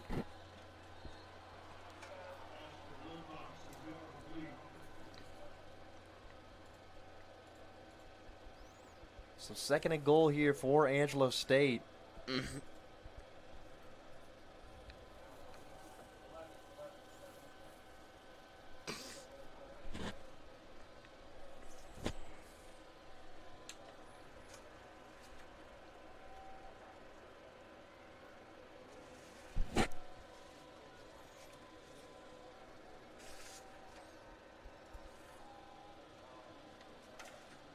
And just a little handoff there down the middle to Braden Wilcox. He's brought down for a minimal gain.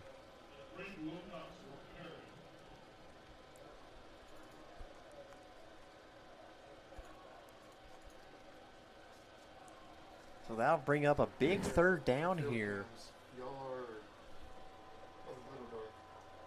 And what a win for Eastern New Mexico this would be if they were to stop Angelo State here after the huge turnover. Yeah, Matt, holding them to another field goal would be a huge victory. If you're Angelo State, this is exactly what you have struggled with the whole season, not being able to capitalize in the red zone. Last week, they were inside the 10-yard line 4 times, and every single time, Matt, they settled for field goals.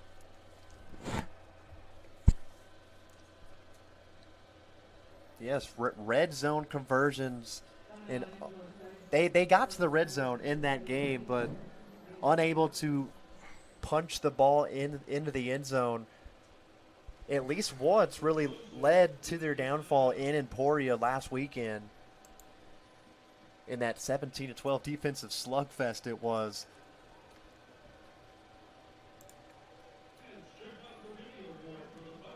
Well, a big 3rd down here for Angelo State. Timeout is taken.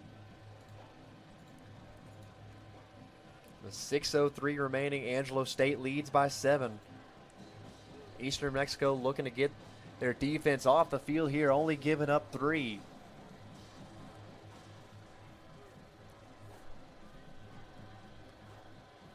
Or can Angelo State finally punch it in the end zone for the 2nd time this game? Or for the 3rd time this game?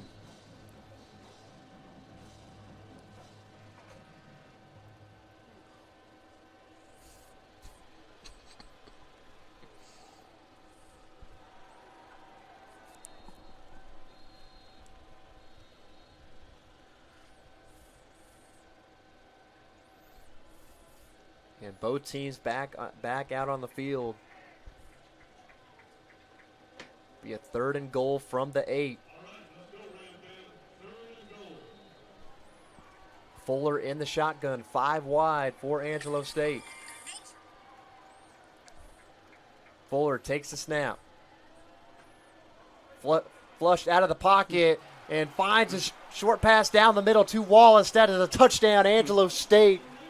And Matt, Angelo State got very lucky there as they got away with the hold there, as held him for a split second, long enough to affect Fuller's throw. But, however, Angelo State does get into the end zone. Great play there by Angelo State. And Angelo State does a nice pocket presence there from Braden Fuller. Was flushed out of the pocket there, stood there, bought time, made the right decision to roll out a little bit more, give him more time to throw, and finds Wallace down the middle for 6. This official's kind of discussing something here. For a big 3rd down conversion, which ends up in a touchdown on 3rd and goal. And the Vexus 5 are scoring drive. 3 plays, 9 yards, 42 seconds for Angelo State. An unsportsmanlike conduct on Angelo State will be conducted on the kickoff, giving Eastern New Mexico what will probably be better field position. And Brad Larson on to kick the extra point.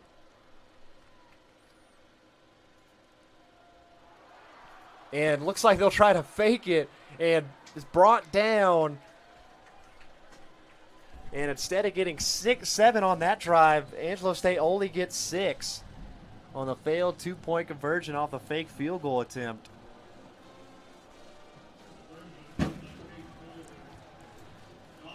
As we'll take a quick timeout, you're watching Rams football live on Flow Sports.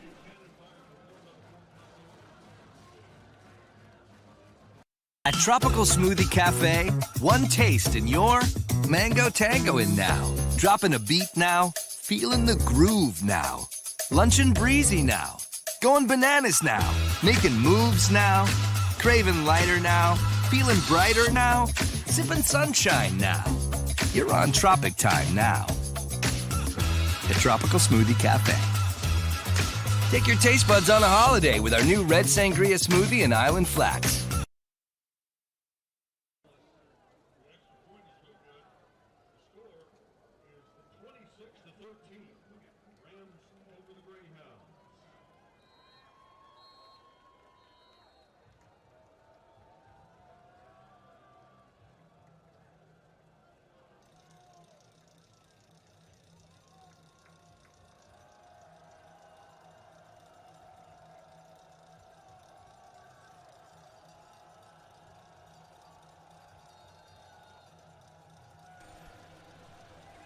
And we're back here. Angelo State thanks the personal foul penalty. Will kick from their own 20-yard line. So Eastern Mexico might have great field position here to start off their next drive. The kick will be returnable. And that one is brought to about the 30. A good kickoff coverage from Angelo State there. Shooting in quickly, making the tackle. Yeah, Matt, not as good as a field position as you would have thought, with a penalty. But I guess whatever works, works. Eastern New Mexico trots back out there. Back on offense, down 13. They desperately need to score here. Really a touchdown.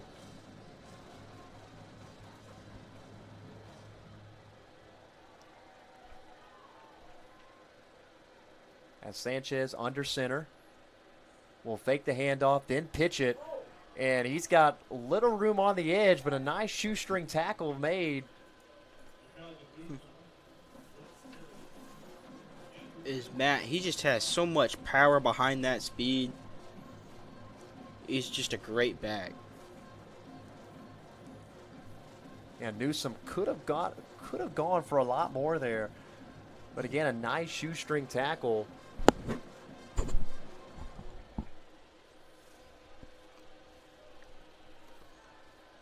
To keep it only at 2nd and 4.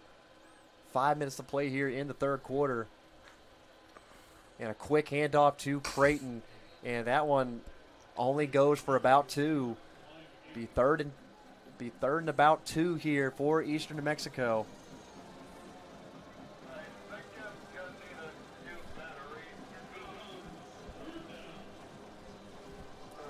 Here comes a huge 3rd down here for the Eastern New Mexico offense. The defense for Angelo State looking to get off the field. Eastern New Mexico looking to continue their drive. And a quick handoff to Creighton, and did he make it? He's right at that right line, on the first down marker. And they're going to go ahead and give it to him. They will move the chain, so fresh set of downs for the Greyhounds. You know, Matt, Angelo State's been doing a really good job in that short yardage situation, really handling it to a minimum. I know they got it there, but still, I mean, if it wasn't for that stuff down there, you know, on that side, it's a struggle. And a toss-out. Looks like it'll be a trick play. They covered it nicely. There was a bump there on that route, and yep, that will be a pass interference. Not going to get away with that too often. And you could not have made it any more obvious. As Number Eastern 21. New Mexico tried to pull out the bag of tricks there. Had Regal on the halfback pass. But Ligger there, Matt, just the little shove.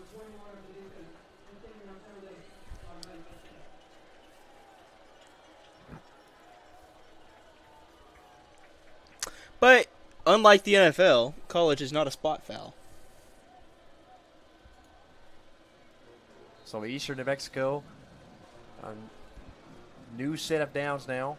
Inside Angelo State territory on the 45. 4 minutes to play here in the third. Sanchez will keep it, then pitch out to Regal. Regal breaking a few tackles and falls forward to the first down marker, and that will be another first down for the Greyhounds.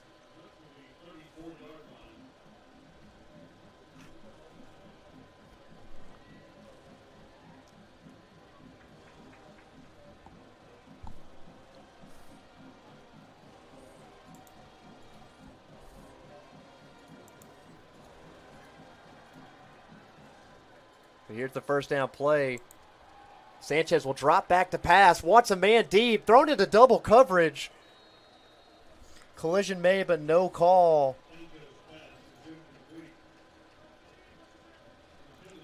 So looking like Eastern New Mexico was trying to catch Angelo State off guard there, throwing there on first down. Instead, it'll be a 2nd and 10 here from the 34.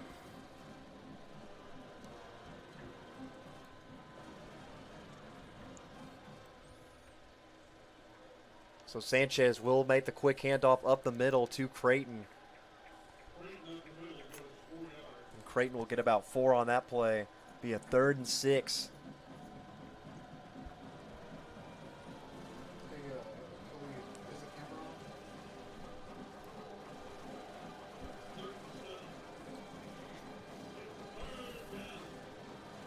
So a big 3rd down here.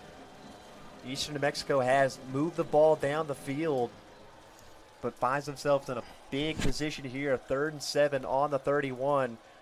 Fakes the handoff. Sanchez will keep it. A big hit there. He's not close to the first down marker at all. Will bring up 4th down. And a very big decision here, Matt, because a field goal does not help you much, especially with the way Eastern New Mexico drains the clock. I mean, they're going to send the field goal team out there, but it's still a 2-possession game regardless. It looks like they just want to get points on this drive. Just feel like they still have a chance here. Still stay in striking distance, but it's going to start with their defense trying to get stops. Angelo State's offense has been playing pretty efficiently thus far. This is going to be a 44-yard attempt. Here's the 44-yard field goal. That one is just wide.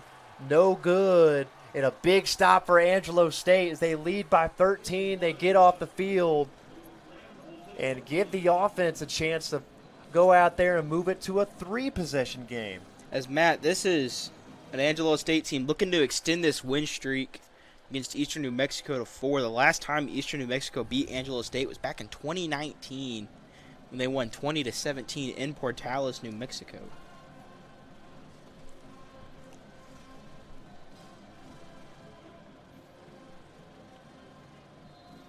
As Braden Fuller in the Angelo State offense is back out there. Ball on the 27. Fuller, a little swing pass out to the back. And he's got space and is brought down, pushed out of bounds around the 40.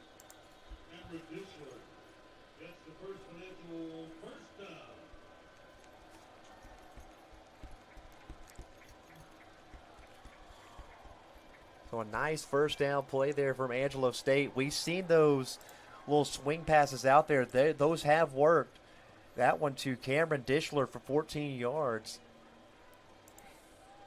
Dishler is back out there. Dishler will get the handoff, and he pokes free up the middle, and he to about the first round marker, just a yard short. Be second down and 1. And Matt, interesting score out of Canyon right now. A week after getting slaughtered by Colorado School of Mines, 41-13, they are up 10-7, almost into halftime. So they are putting number 15 Western Colorado on upset alert, as well as they play Central Washington next week. And a handoff up the middle. Dishler again with the carry, gets the First Financial first down for Angelo State.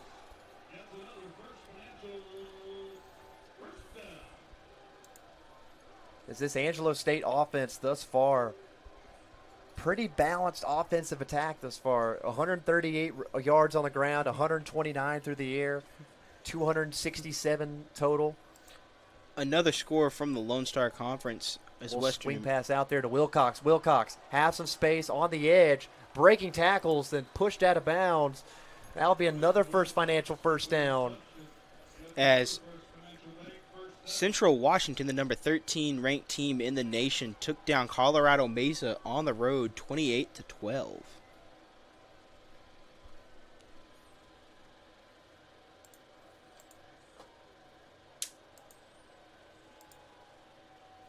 As Angelo State looks like they are going to take this into the fourth quarter. Looks like Fuller wanted a snap but didn't get it. And that will take us to the end of the third and into the fourth quarter. Angelo State leads 26-13 over the visiting Eastern New Mexico Greyhounds. We'll be back. You are watching Rams football live on Flow Sports. For more than 130 years, First Financial Bank has supported our state's industries and helped our fellow Texans achieve their personal and business goals. As one of the nation's leading community banks, we proudly support the communities we serve, including right here in San Angelo. Our bankers live here, shop here, and our children go to school here. And in the fall, we proudly cheer for the Rams. First Financial Bank, we're Texas. Member FDIC.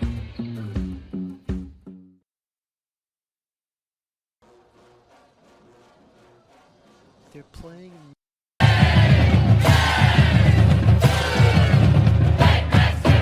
You've got to do your best to stand the test for all ASU.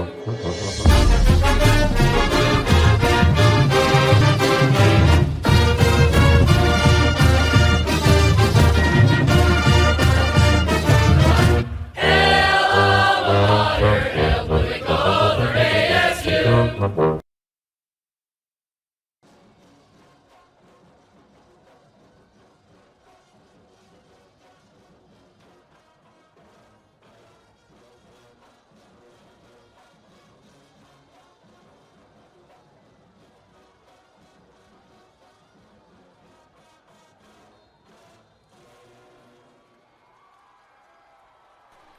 And we're back out here to start the fourth quarter.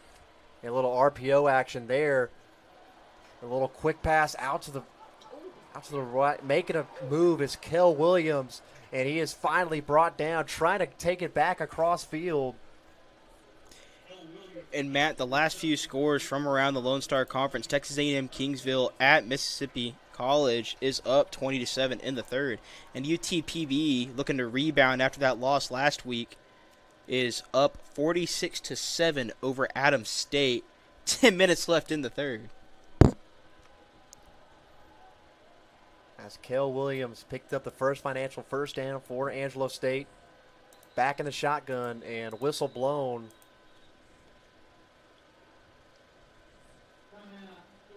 Be a timeout for Eastern New Mexico. Just trying to get the defense set here. So they face a critical drive here, trying to get the defense off the field, only giving up a field goal. If they do give up a field goal, it is still a two-possession game. It would be 29-13.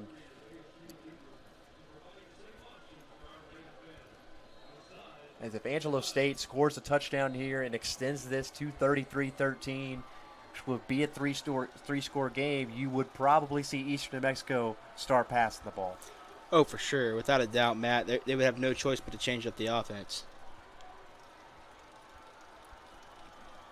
As Angelo State's next two games are both on the road at Western New Mexico and then at UTPB. UTPB will be a tough one, as they were a playoff team last year. Their next home game isn't until October 12th, almost a month from now.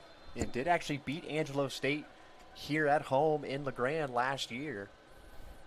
As they send Dischler out in motion up the middle, and that one's bobbled but caught.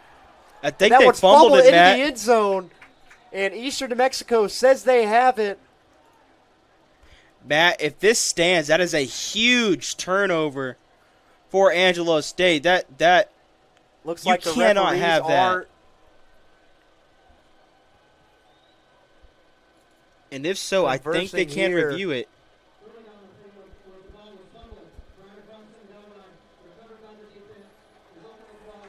And the ruling on the field is that it was a fumble into the end zone and picked up by Eastern New Mexico for a touchback. And even if the problem is, Matt, you are still in desperation mode if you're Eastern New Mexico. You know, you still have to score quickly enough to give your defense time to get another stop and to give you time to score again. As Eastern New Mexico catches a break there off the Zorhan Rideau. As Coach Jeff Gersh has thrown the challenge flag. Fumble, and yep, Coach Gersh wants them to review this. This will be a pretty big decision here in the game, as Eastern New Mexico desperately wants this to go their way.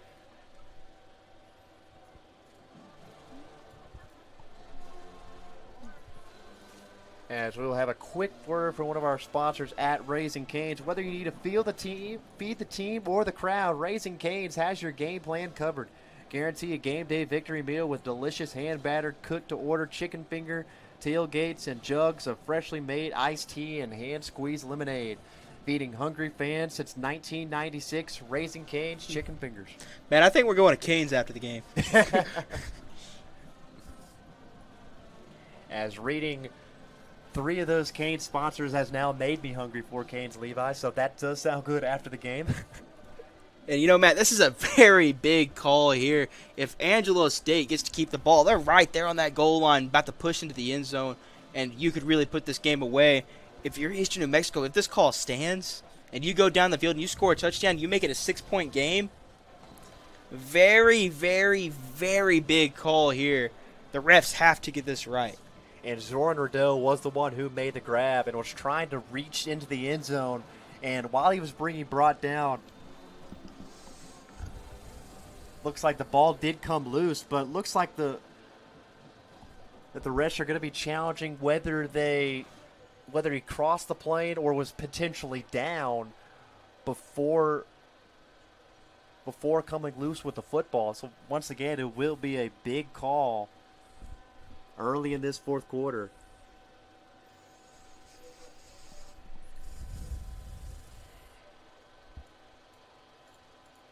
As both sidelines here anxiously waiting for the call. Eastern New Mexico would be a huge break for them.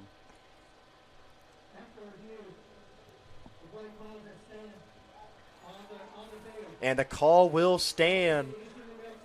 So Eastern New Mexico will get the ball at their own 20-yard line, recovering the fumble in the end zone with 14 minutes and 9 seconds to play here. Rams still lead 26-13.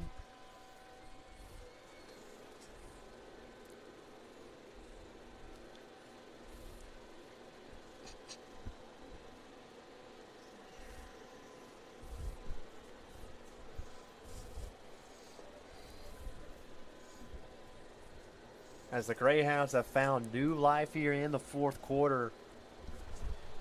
They still only trail by 2 scores. This is very big here, Matt, for the Greyhounds. It'll be very interesting to see their offensive approach. And very quickly getting to the sideline.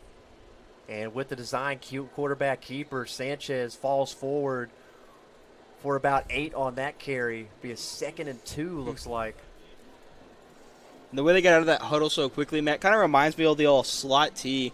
Watched a lot of teams play that in high school football. The slot T offense, just anything triple option oriented is very hard to stop. Liberty Hill runs it to perfection at the high school level. And the pitch out to number 7 on the carry, Newsom, helps them get a first down as the Greyhounds move the chains, get a fresh set of downs here. As in the first half, Eastern New Mexico outgained Angelo State by about 100 yards. In the second half, it's a completely different story. And a pitch out to, that is Stewart on the carry. That will get him about 7 to 8 yards on that play. Be a 2nd and short. As before that play, it was about the same with total yards for both teams. Angelo State at 309, Eastern New Mexico at 308 before that play. And now roll out here, and that ball is tipped up in the air, unable to pick it off, but good hands.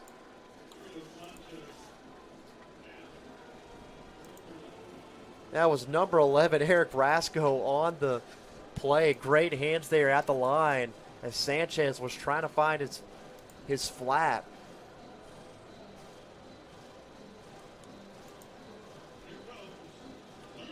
Here's a huge 3rd down and 4. Ball on the 38.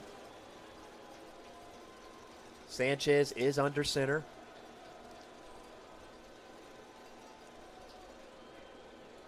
And a quick handoff to Creighton. And he does not have enough for the first. And it looks like this will be 4-down territory for Eastern New Mexico. Be a 4th and 2 on the 40.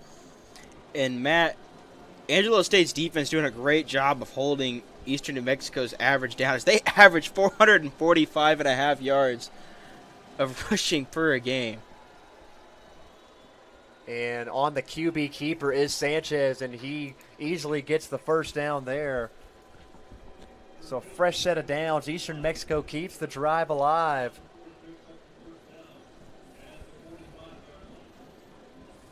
I would not be shocked at the end of the year to see Eastern New Mexico have 2,000 or 3,000 yard rushers.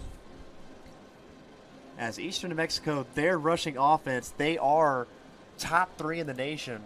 As just like you said earlier, 445 yards a game on the ground. Now, they do have the most rushing touchdowns in the nation with 12. Sanchez will drop back to pass, steps up in the pocket, and he's brought down for a sack. Looks like that is Eric Rasco making the play. It'll be a 2nd and long.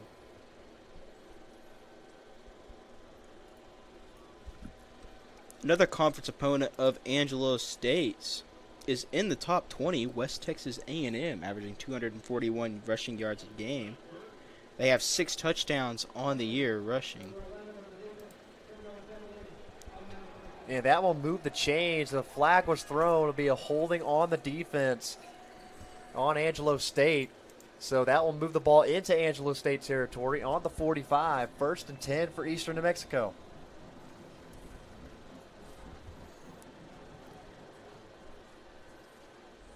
Sanchez with the pitch and almost stumbling and finally does fall to the ground. That was Newsom.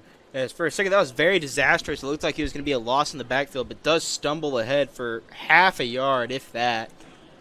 But, the clock's ticking here, Matt, as Eastern New Mexico's got to get a touchdown on the board.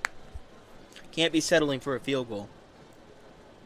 So a 2nd and 9 here for Eastern New Mexico. Be a quick handoff up the middle for Creighton. Still chugging along as he almost gets to that first down marker. Gets about 6 on the carry.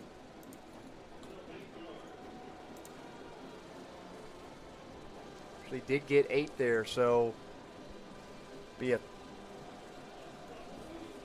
get 6. 3rd and 3, ball on the 38. Another big 3rd down for this Eastern Mexico offense. And they will hand it off up the middle again to Creighton. And it looks like he does get the first, and he does. It's Eastern New Mexico slowly, methodically moving the ball down the field. Just under 10 to play here in the game. They trail by 13. They do need to get a touchdown on this drive.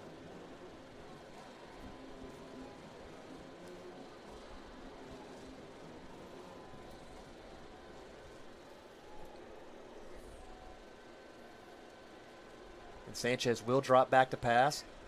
He was looking deep, then steps up and tries to make something out of nothing. Does get a yard.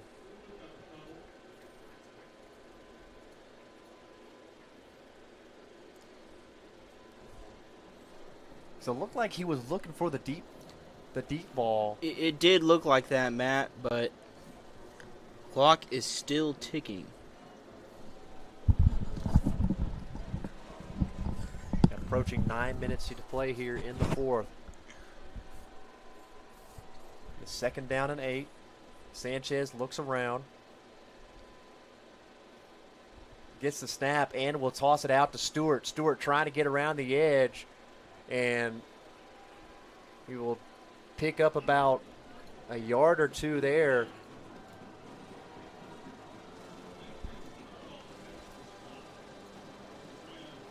Demetrius Charles made the stop for Angelo State. Be a 3rd and 6 on the 30 for Eastern New Mexico.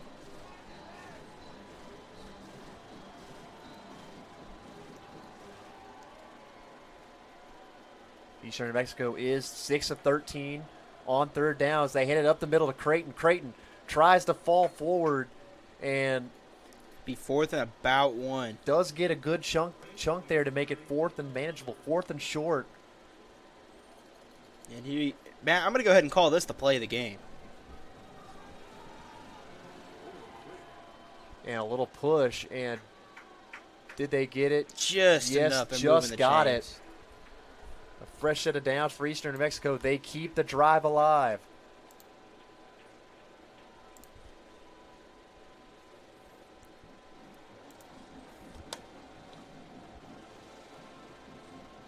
That's taking a lot of time on this drive.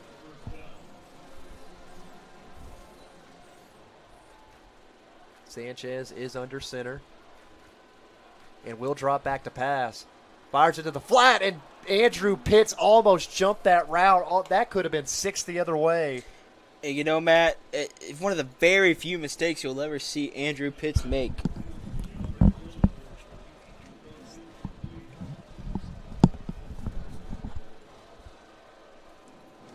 And that's the clock will stop there. 2nd and 10, 7:18 to play here in the fourth. Ball on the 23. And you know, Matt, Kevin Kilmer has done a great job today getting Angelo State's offense ready for this game. And I think we're going to have a false start. And a flag was thrown. Yep, false start. And that will bring back the Greyhounds 5 yards. Be a 2nd and long. Do not want to be behind the chains if you're the Greyhounds.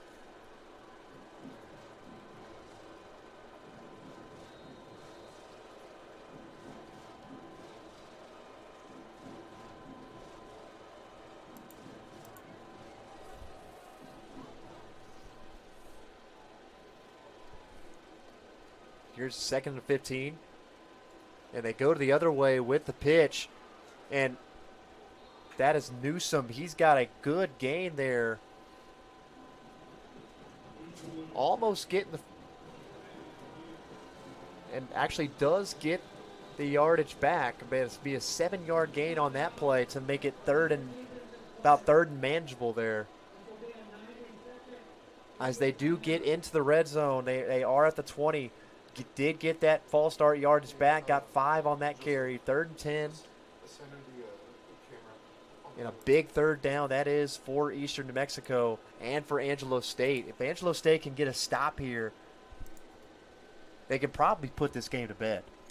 Yeah, Matt, without a doubt. You know, Eastern New Mexico, they're not used to having to be at a very, very fast pace. They're used to draining the clock. You know, just in really suffocating a defense with how long they keep you on the field, and it's just they have not been able to do that against this Angelo State defense. This Angelo State defense has done a phenomenal job today, just sticking to it. In Eastern New Mexico, this is not where you want to be here on a third down. It is a 3rd and 7, but this is probably a passing situation unless this is 4-down territory for sure. Unless you want to run it, try to get it to about a 4th and 1, 4th and 2, and then go from there. For sure, Matt. For sure. I mean, without a doubt, this is definitely 4-down territory. This is not what you want to see. It's Eastern New Mexico. They still trail by 13. They do need a touchdown on this drive with 7 minutes to play here.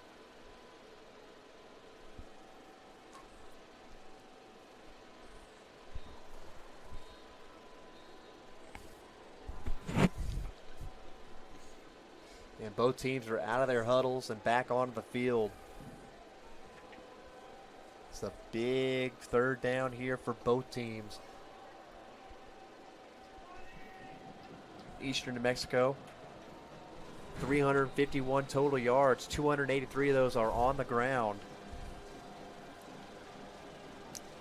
As this he has to be fakes the pitch and rolls out. Sanchez will just keep it, and he gets down to about the 10, and he has the first down. What a play there from Mario Sanchez with his legs.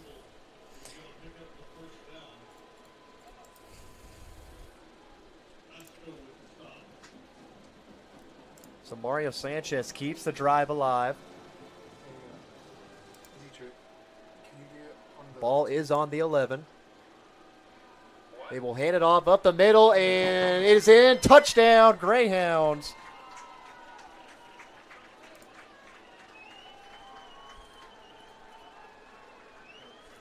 As Eastern New Mexico has new life in this ball game with 6 minutes 27 seconds to play. They only find themselves trailing by 7 after that touchdown run.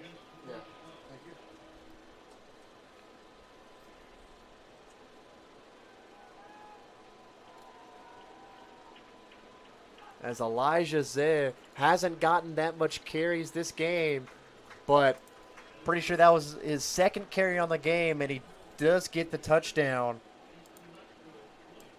See, that was his 1st carry of the game. And what a way to do it. He gets a touchdown on his 1st carry, makes it 26-20.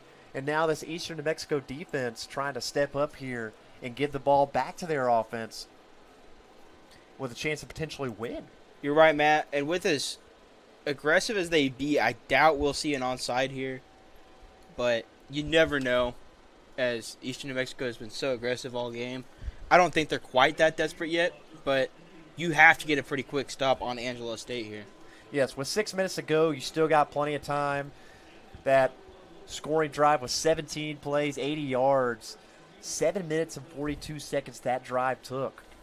And Matt, I wonder most if of the 4th quarter thus far. I really wonder if that decision to go for 1 there instead of 2 may come back to haunt him, because if you hold Angelo State to a field goal, it's still a 1-possession game. But since you only went for 1 instead of 2, if Angelo State scores a field goal, it's a 2-possession game. As I think Eastern Mexico will try and kick this one deep. They got plenty of time, but this is where the defense has to make a stop and give the ball back to the offense. Down 6 and potentially a chance to win as they do kick it deep. And this one is returned. Oh, and he's got space, but several flags are thrown. And it looks like that return is coming back. I mean, three flags on the field there, Matt. As I'm guessing all 3 saw the same thing. And it looked like there was probably either a block in the back or a hold, one or the other.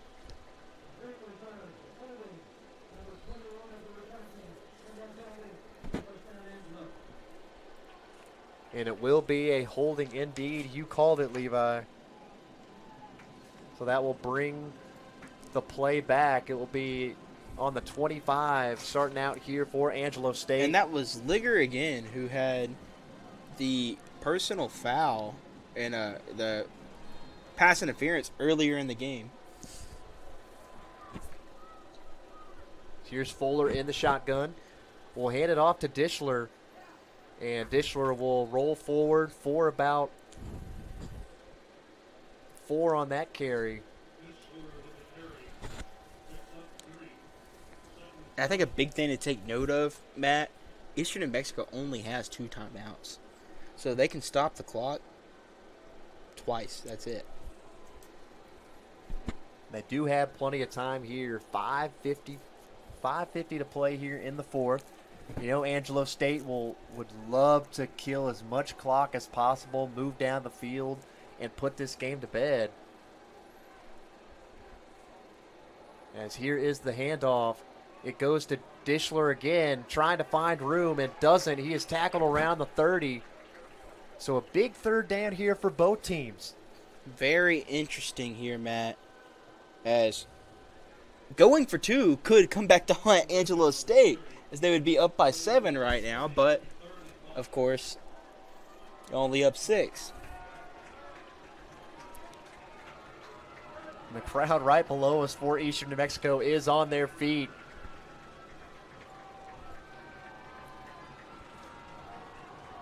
Trying to rally behind their defense here. They send Dishler out in motion. Fuller steps forward, and he will fall forward, gets the first down.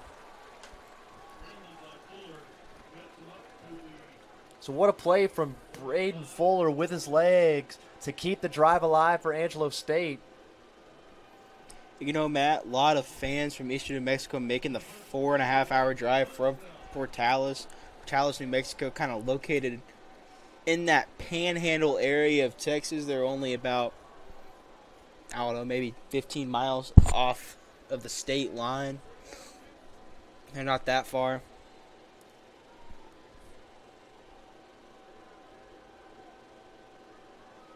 As Dishler is the single back out there, and he makes a move. Actually, no, that is Jaden Jones on the carry. And Jaden Jones moves the chains.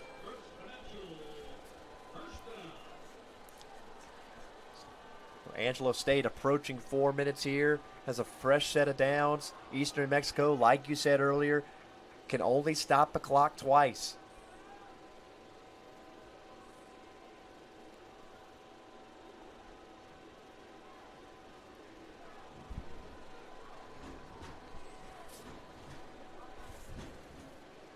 Fuller is in the backfield. He will hand it off to Jones, and Jones fights his way towards the first down marker and has it. And Angelo State just gashing this Eastern New Mexico defense on the ground so far this drive.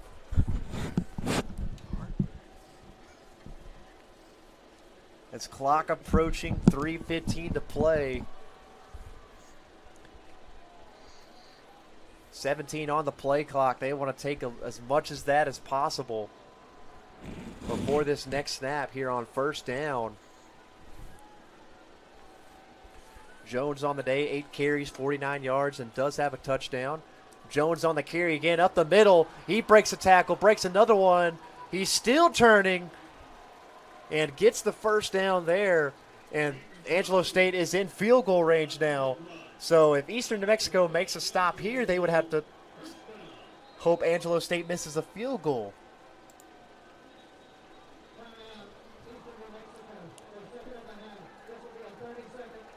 As Eastern New Mexico calls a timeout, they stop the clock here with 2 minutes, 40 seconds to play. And we'll take a real quick break. You are watching Rams football live on Flow Sports. Dear Texas, we know how much you love brisket. We got you. We took mouth-watering brisket, slowly pit smoked for 12 hours, and combined it with your favorite queso and pico. And so, H-E-B Brisket Queso was born. Because that's how we express our love. Looks like you got the message. Brisket Queso, to Texas with love, from H-E-B.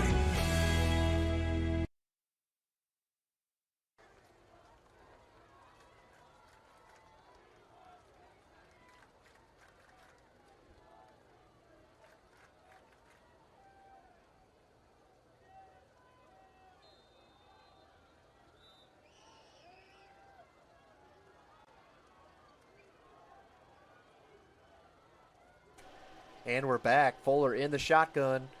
Wilcox receives the handoff, and he is pushed out of bounds at around the 19, 20-yard line there.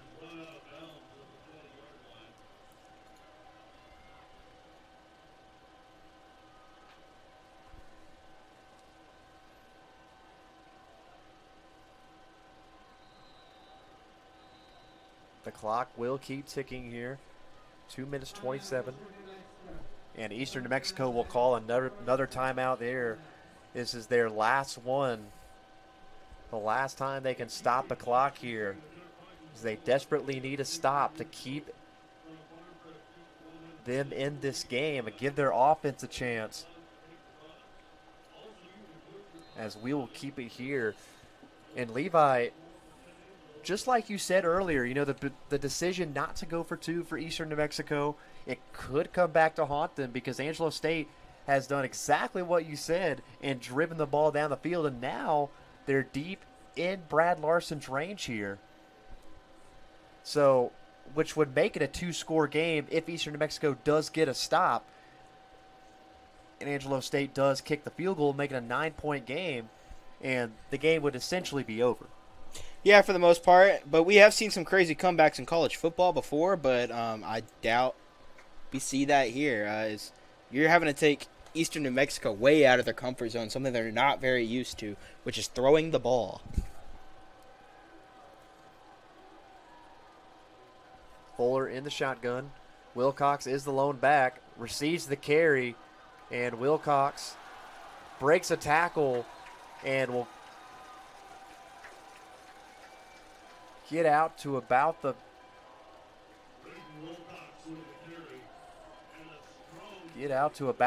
12-yard line, it looks like. The 11-yard line. That will move the chains for first financial first down for Angelo State.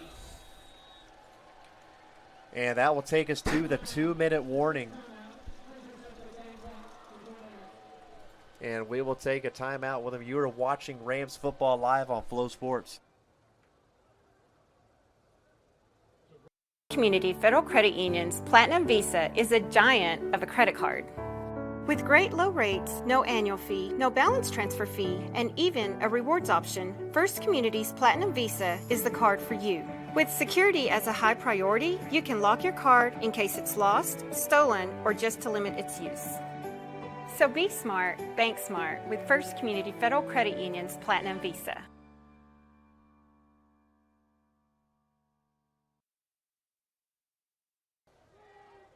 Angelo State Athletics would like to thank its courtesy card providers, coaches and staff at ASU appreciate the support of Mitchell Buick GMC and Randall Motor.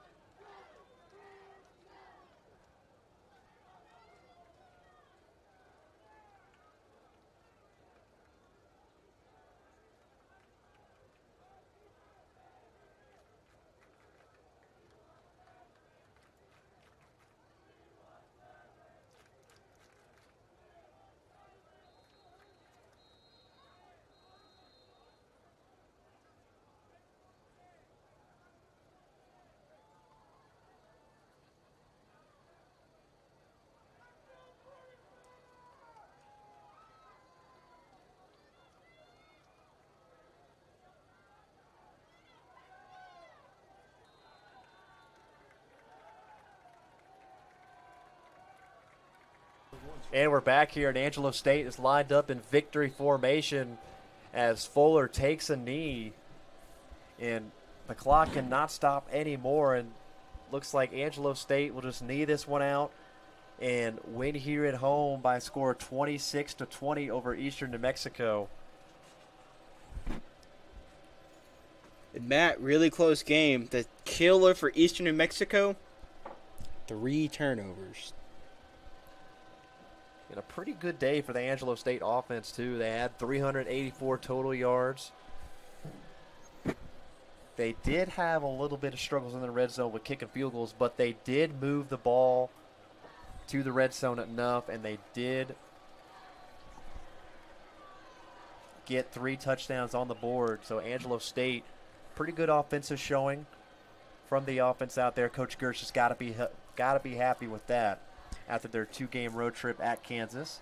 Yeah, and we will hear from him later on in the post-game show with Madeline Mendoza getting a little bit of a sideline reporting for Coach Gersh, as she'll ask him a couple of questions. It's a 3rd and 14 now. This will be the final time that Angelo State will kneel it out.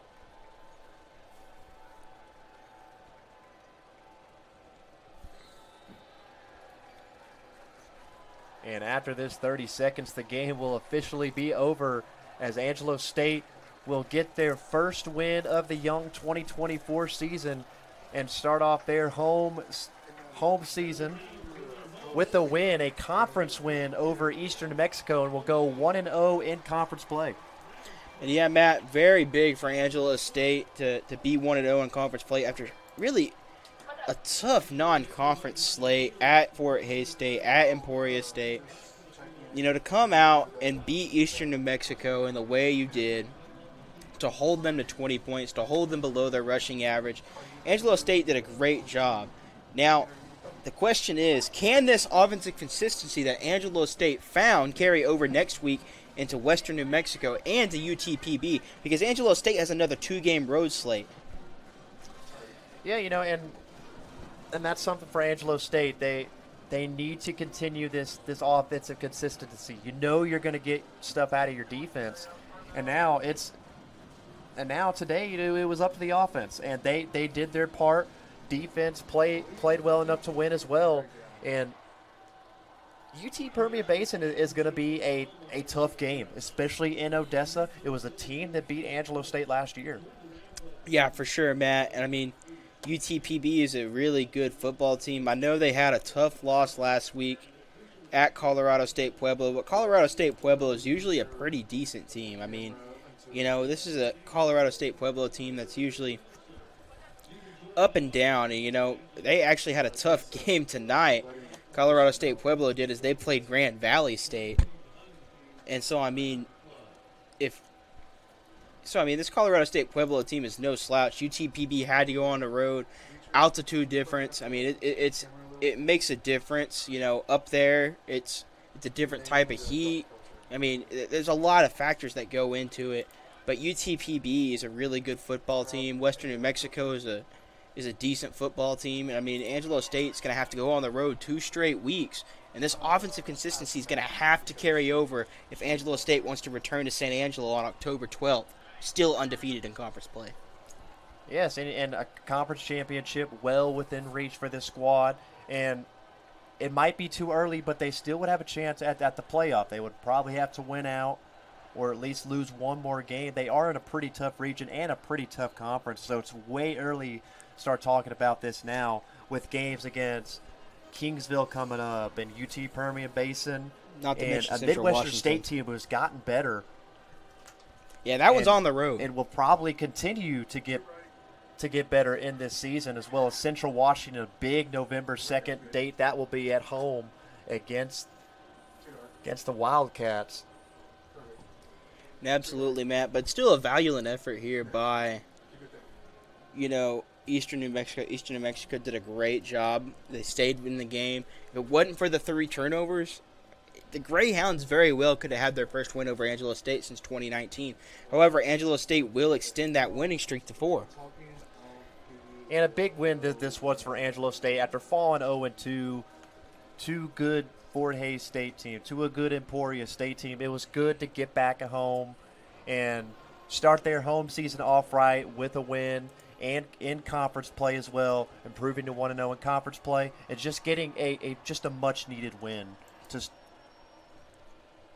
finally get on the win column. And so we are waiting to hear from Coach Gersh from our sideline reporter, Madeline Mendoza. But Levi, just your quick thoughts about this game. You know, Angelo State's defense did a great job stopping the Eastern New Mexico rush, holding them to 303 yards, 150 yards below their average, Matt. You know, Angelo State did a great job keeping the balanced rushing attack. They passed the ball well. Fuller played the best game he's played all year long. You know, the rushing attack was very good as well. Angelo State has to clean up the penalties, but other than that, 20 first downs, 50% on third downs, pretty good. All right, and we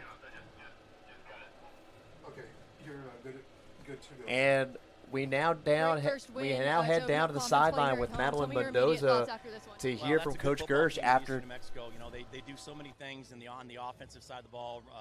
How they run it, the triple option, the veer, the outside veer, the midline. There's so many things you got to teach in a short amount of time. And so I thought our guys did a great job defensively, being prepared and ready to line up and play.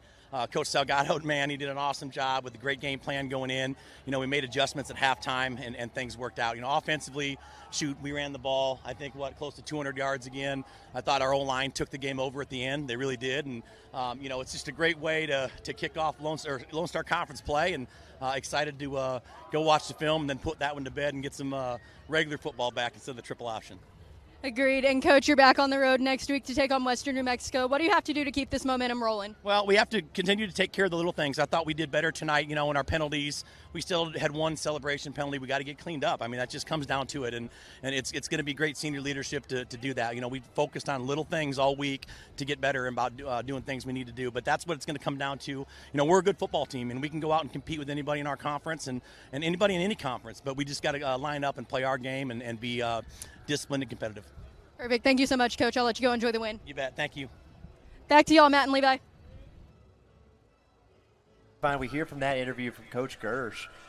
He seemed pretty happy with his team, really with on both sides of the ball. His defense, he said they did a great job of containing, that triple option. He said the offensive line took over parts of that game down the stretch and really opened the door for that Angelo State running game. Yeah, they absolutely did, Matt. And, it like I said, it was great for the offensive line to give Fuller the time to make throws. Fuller 61% on the year. That Angelo State offensive line, he's right, it took over. It took over that Eastern New Mexico team. That's defense has really improved throughout the weeks. But at the end of the day, it came down to turnovers. You have to be able to take care of the football to win. And just to run down a couple stats for you real quick, Braden Fuller, at the QB position, was a little bit of a question coming into this game. The offense has struggled. And the QBs have struggled too, especially in that Emporia State game. Braden Fuller, a great game for him, 14 of 23, 171 yards and a touchdown. And for rushing, Angelo State, Braden Wilcox, 13 for 82 and a touchdown. Jones, 9, 65 and a touchdown. Fuller also chipped in, 32 on the ground. Dishler came in and had 22 on the ground. And then the receiving. Angelo State did not a bunch of receptions from one player. It was just, a spread the wealth kind of day from Braden Fuller. Wilcox led the team in receiving, 4 for 38, followed by Caleb Williams, 3 receptions, 57 yards. Kyle Bradford, 2 receptions, 25 yards. Rideau, 2 receptions, 22 yards, and so on. Dishler with 1 for 14. Wallace, 1 for 8, and had a touchdown. And then Wyatt with a catch for 7 yards. On the side of Eastern New Mexico, again, you weren't going to see that many passing stats from Sanchez. He was 3 of 7, 68 yards in the triple option offense that Eastern New Mexico runs. An interception for him as well. Eastern New Mexico did have 303 yards on the ground, 87 from Newsom, 73 for Creighton, and a touchdown, 38 for Sanchez, 38 for Stewart, 33 for Carter, 23 for Regal, and 11 and a touchdown for Zay. And Moore with a big reception earlier before the halftime, 1 for 57, 1 for 7 for Newsom, and then 1 catch for 40 yards for Regal. So a pretty good day for the Eastern New Mexico team. They got their offense rolling a little bit, but they did have 3 turnovers that really kind of turned the game around, and potentially would have been a game that really came down to the wire if they didn't have their turnovers. And you're right, Matt. And before we go, I think this game, the biggest takeaway I think we need to take away from this is this has to be a boost of confidence for Braden Fuller. Braden Fuller, who has struggled the first 2 weeks. Last week had an awful game, but, the backup Stone didn't exactly have a great game either. The consistency from the quarterback has been a big problem all season long. But Fuller had a great game tonight. both running the football, staying patient in the pocket, making good throws. Honestly, I think one of those incompletions should have been overturned to a touchdown. That's just my opinion. I will die on that hill. But I think overall, this has to be a boost of confidence for Braden Fuller going into next week versus another conference opponent in Western New Mexico. As Angelo State will look to continue this momentum on their 2-game road trip, first to Silver City to take on the Western New Mexico Mustangs, and then to Odessa to play a good UT Permian Basin team after Angelo State gets things done here 26-20 in their home opener of the 2024 season against the visiting Eastern New Mexico Greyhounds. I'm Matthew Kamen and Levi Horner saying good night and goodbye from San Angelo. Thank you.